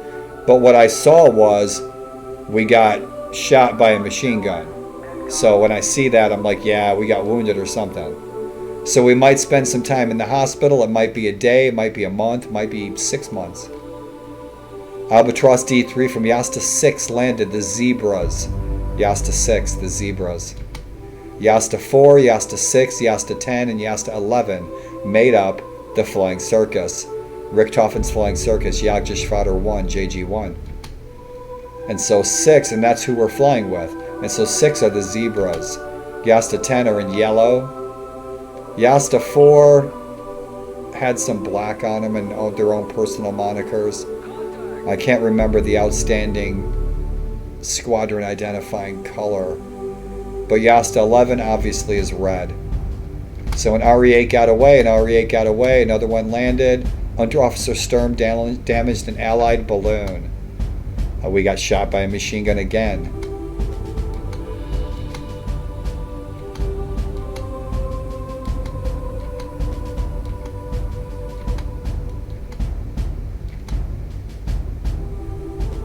And then we flew way north and we really didn't need to. I thought we needed to fly back to Lille to continue our adventure.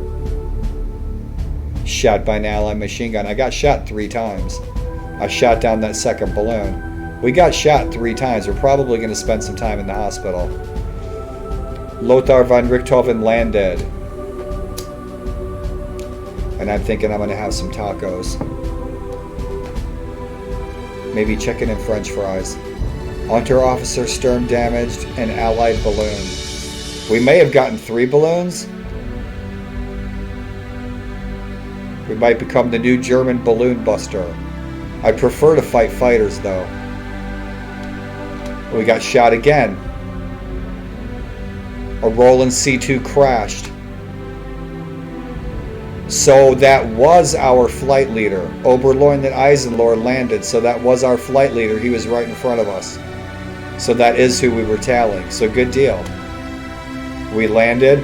We are not going to get a successful mission because we didn't make the whole flight path. We didn't make the flight path all the way to Lille.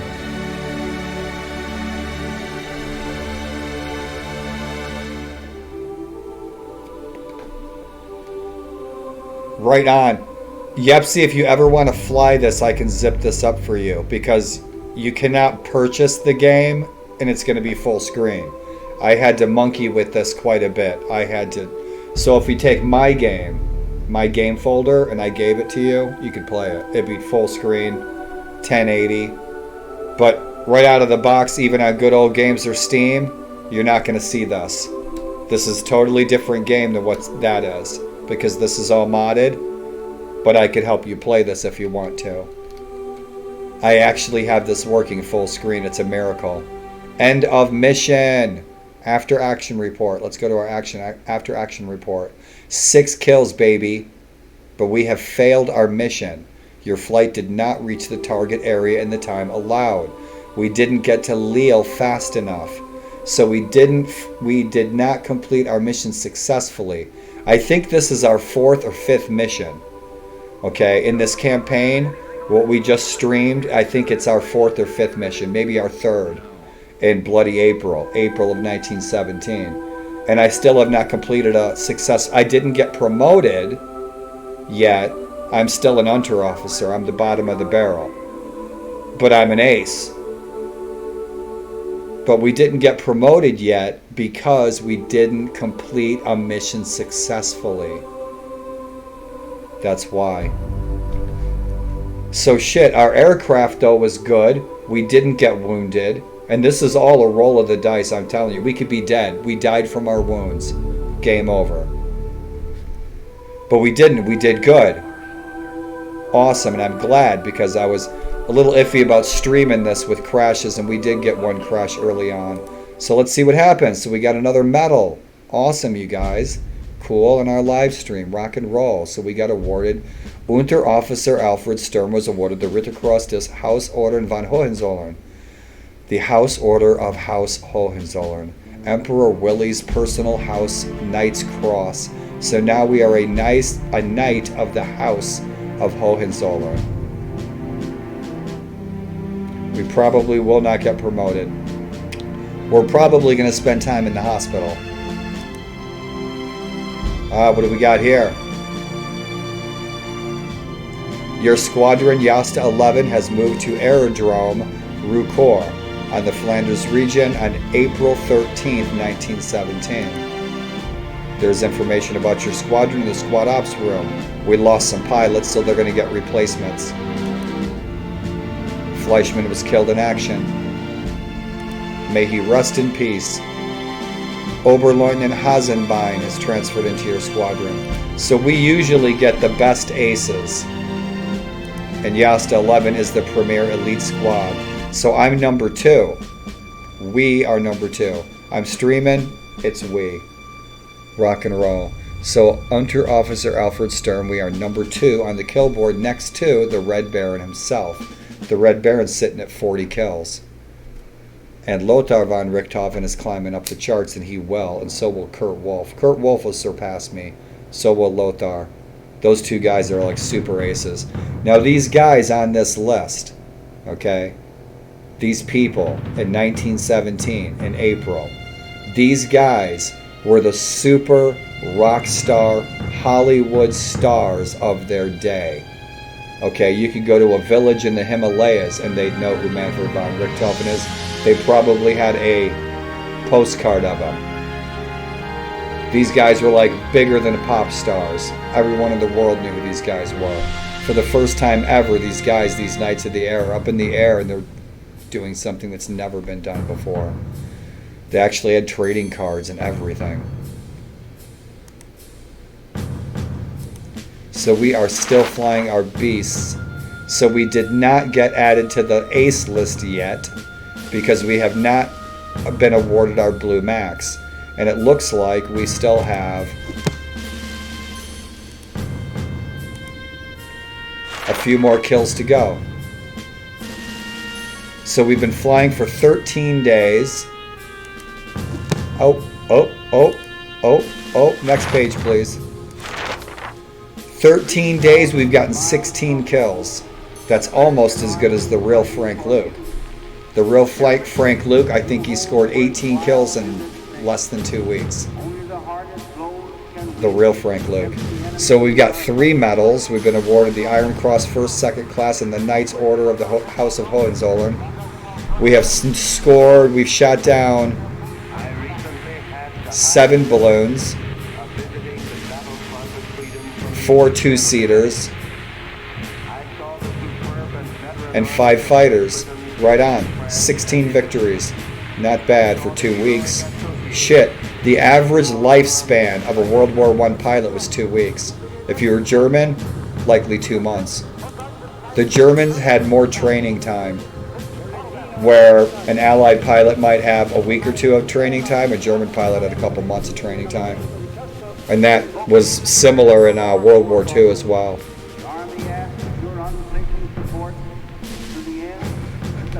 Oh, the music. Would you like me to send you this music, VJ? I'll send you all the music. Dude, I'll zip it up and send it to you. If you'd like to have it. It's nice music. Yeah, I'll send it to you, man. I've got it in MP3. I've converted it. I converted all the music to use on my stream. And I know that my friend would not mind. I wish he was still selling the mod. The mod that we are playing costs $30. It's a DLC, but you can't buy it anymore. But I still have it. And a lot of people are looking for it. Because this was the premier mod for this game. But there's another mod that I want to bust out too. And so you guys, where were we at? Our medals and awards. Alright. Accomplishment, progression, and an ongoing campaign. That's what I like. Awesome. So our Knight's Cross. In recognition of your acts of bravery on April 9th. We were awarded that likely because we got 6 kills in one mission. Which, they were balloons in a 2-seater, I mean. I don't think we shot down any fighters. I think we just got the balloons in the 2-seater. 6 down, we might have gotten 1 fighter.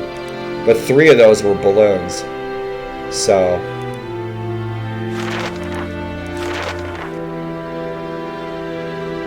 we got a Newport 17 and a Sopwith Pup. But neither one of them were aces. If they were aces that we shot down, or if Raymond Kolashaw died, or Lothar von Richthofen died, there'd be like a newspaper would come up and it would tell you that we lost this great ace. It's cool. It's like old Hollywood. I love it. It's like old Hollywood. Our pilot log, Intelligentsia. This bit of film. We have just obtained this film of a new Allied anti-aircraft installation. Its large caliber means it can shoot to high altitudes and is quite mobile, so large quantities can be gathered at important points.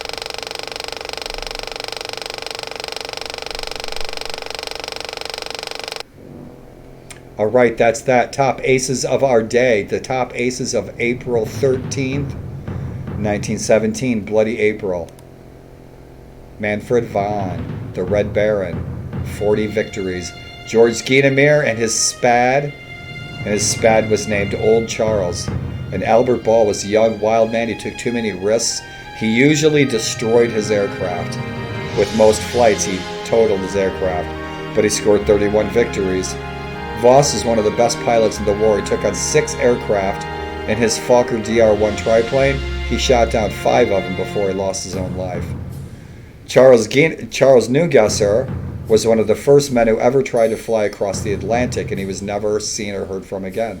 He disappeared over the ocean. Our man Alfred Sturm became a general in World War II in charge of Fallschirmjägers, paratrooping riflemen, in the invasion of Crete, and he was captured in the invasion of Crete. Roderick Stanley Dallas goes on to be a great ace with dozens of kills. So does Kurt Wolff. So does Rudolf Berthold. These guys go on to score 3 times as many kills as they currently have. Some of them even survived the war. So no special intelligence reports. Nothing special on the squad ops. And that's it. Our next mission will be an escort. We're escorting 6 Roland C-2s from Schloss to 12. With Oberleutnant Hasenstein, Lieutenant Lothar von Richthofen. So he probably came into service as a lieutenant. He didn't get promoted because he's royalty. We still live in a monarchy. It's 1917, we still live in a monarchy. So we are going to save that for next time. Awesome, awesome. And that is the infamous Svadian's Fokker D7 is what that image is. This image. The famous Svadians. I've seen this Fokker D7. This reproduction Fokker D7 is at Old Rhinebeck Aerodrome up in Red Hook, New York, up near Albany. You can go see this plane fly around. It's cool. It is indeed. And so, senors, who's hanging out?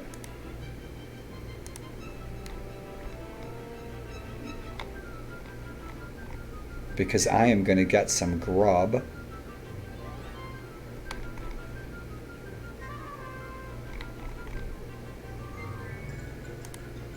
Let's see, VJ's still there.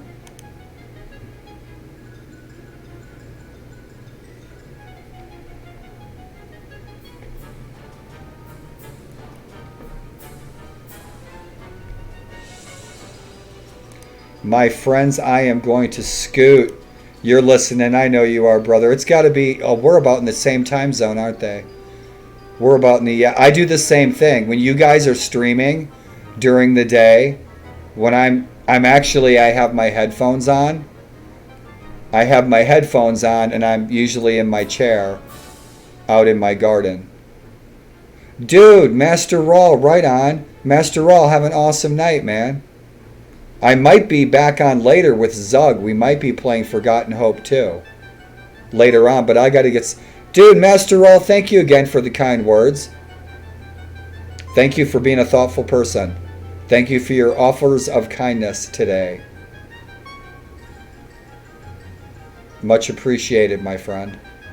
You guys are awesome from coming in. I got to get some food. And I don't know, Zug is off. Our friend Zug is off on like Wednesdays and Thursdays. That's like his gaming nights.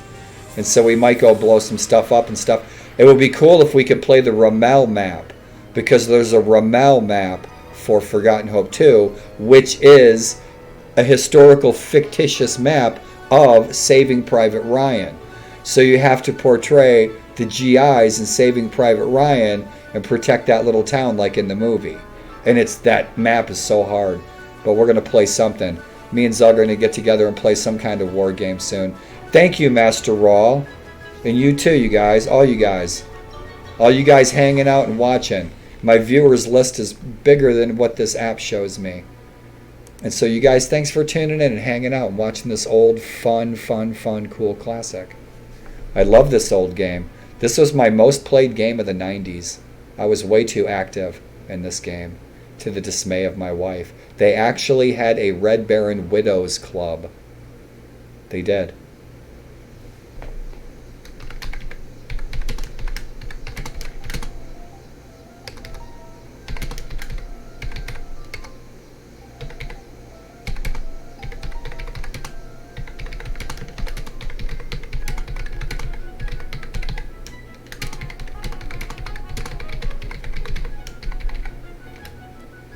Many widows clubs. Yep, Red Baron Widows. Yeah, I bet there is, huh? I bet there is. Oh, man. I'm probably divorced because of Red Baron. I poured my freaking so much time into this game. That's too bad. It's always nice to find a gamer girl. I haven't found one yet, so...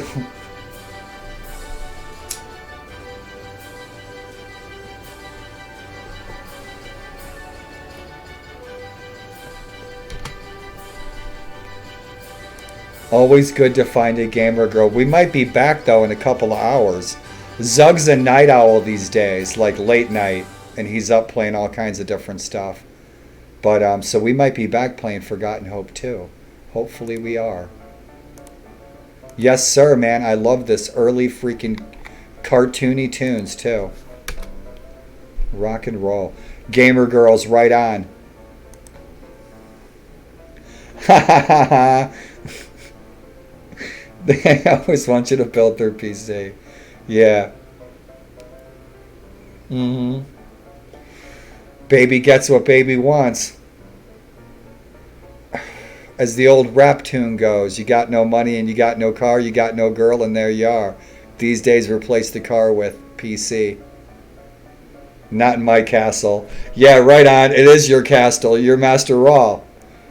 Right on. That's cool.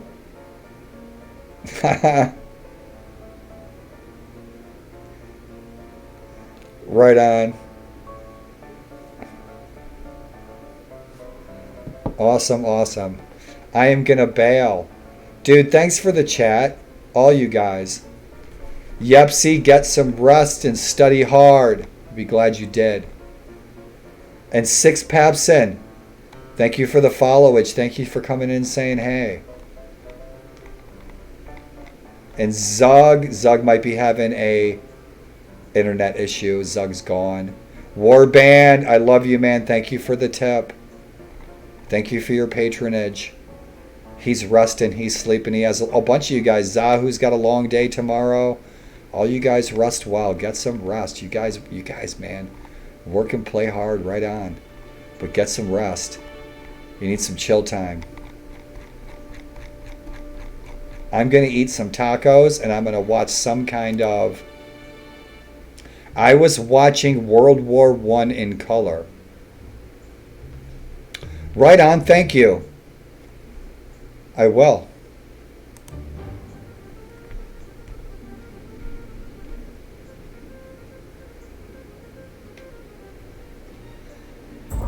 It's time to help people. Oh, it's a Liberty Mutual commercial. Thank you.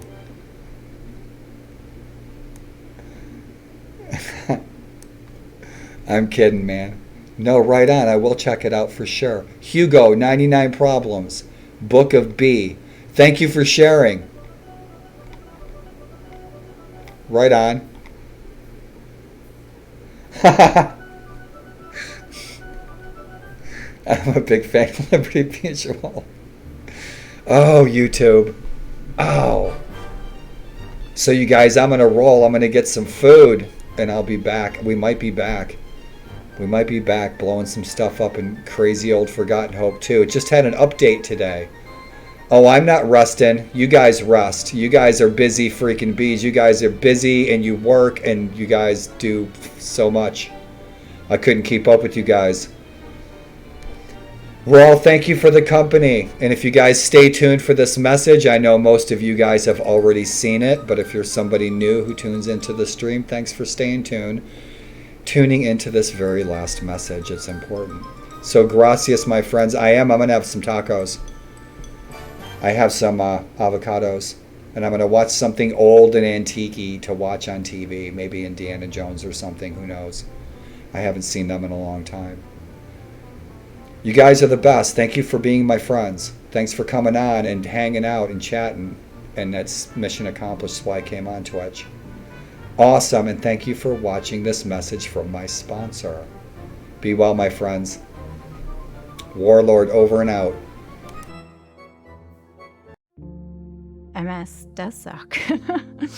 MS mucks with your central nervous system. Almost everything about your body, your muscles, your organs, your ability to speak, your ability to understand, your ability to move. MS took everything from me. Everything I thought was important, everything I valued. I used to jump in a trampoline and swim with the kids. MS has affected me being a mom because I'm sorry. Despite MS, I will keep riding my bike. I will continue to be the strongest mom that I possibly can. I will still dance with my husband. I will continue to live the life that my daughter expects me to live. Multiple sclerosis may be a part of who you are, but it doesn't define you. I will never stop. I will never quit. I'm going to keep being me.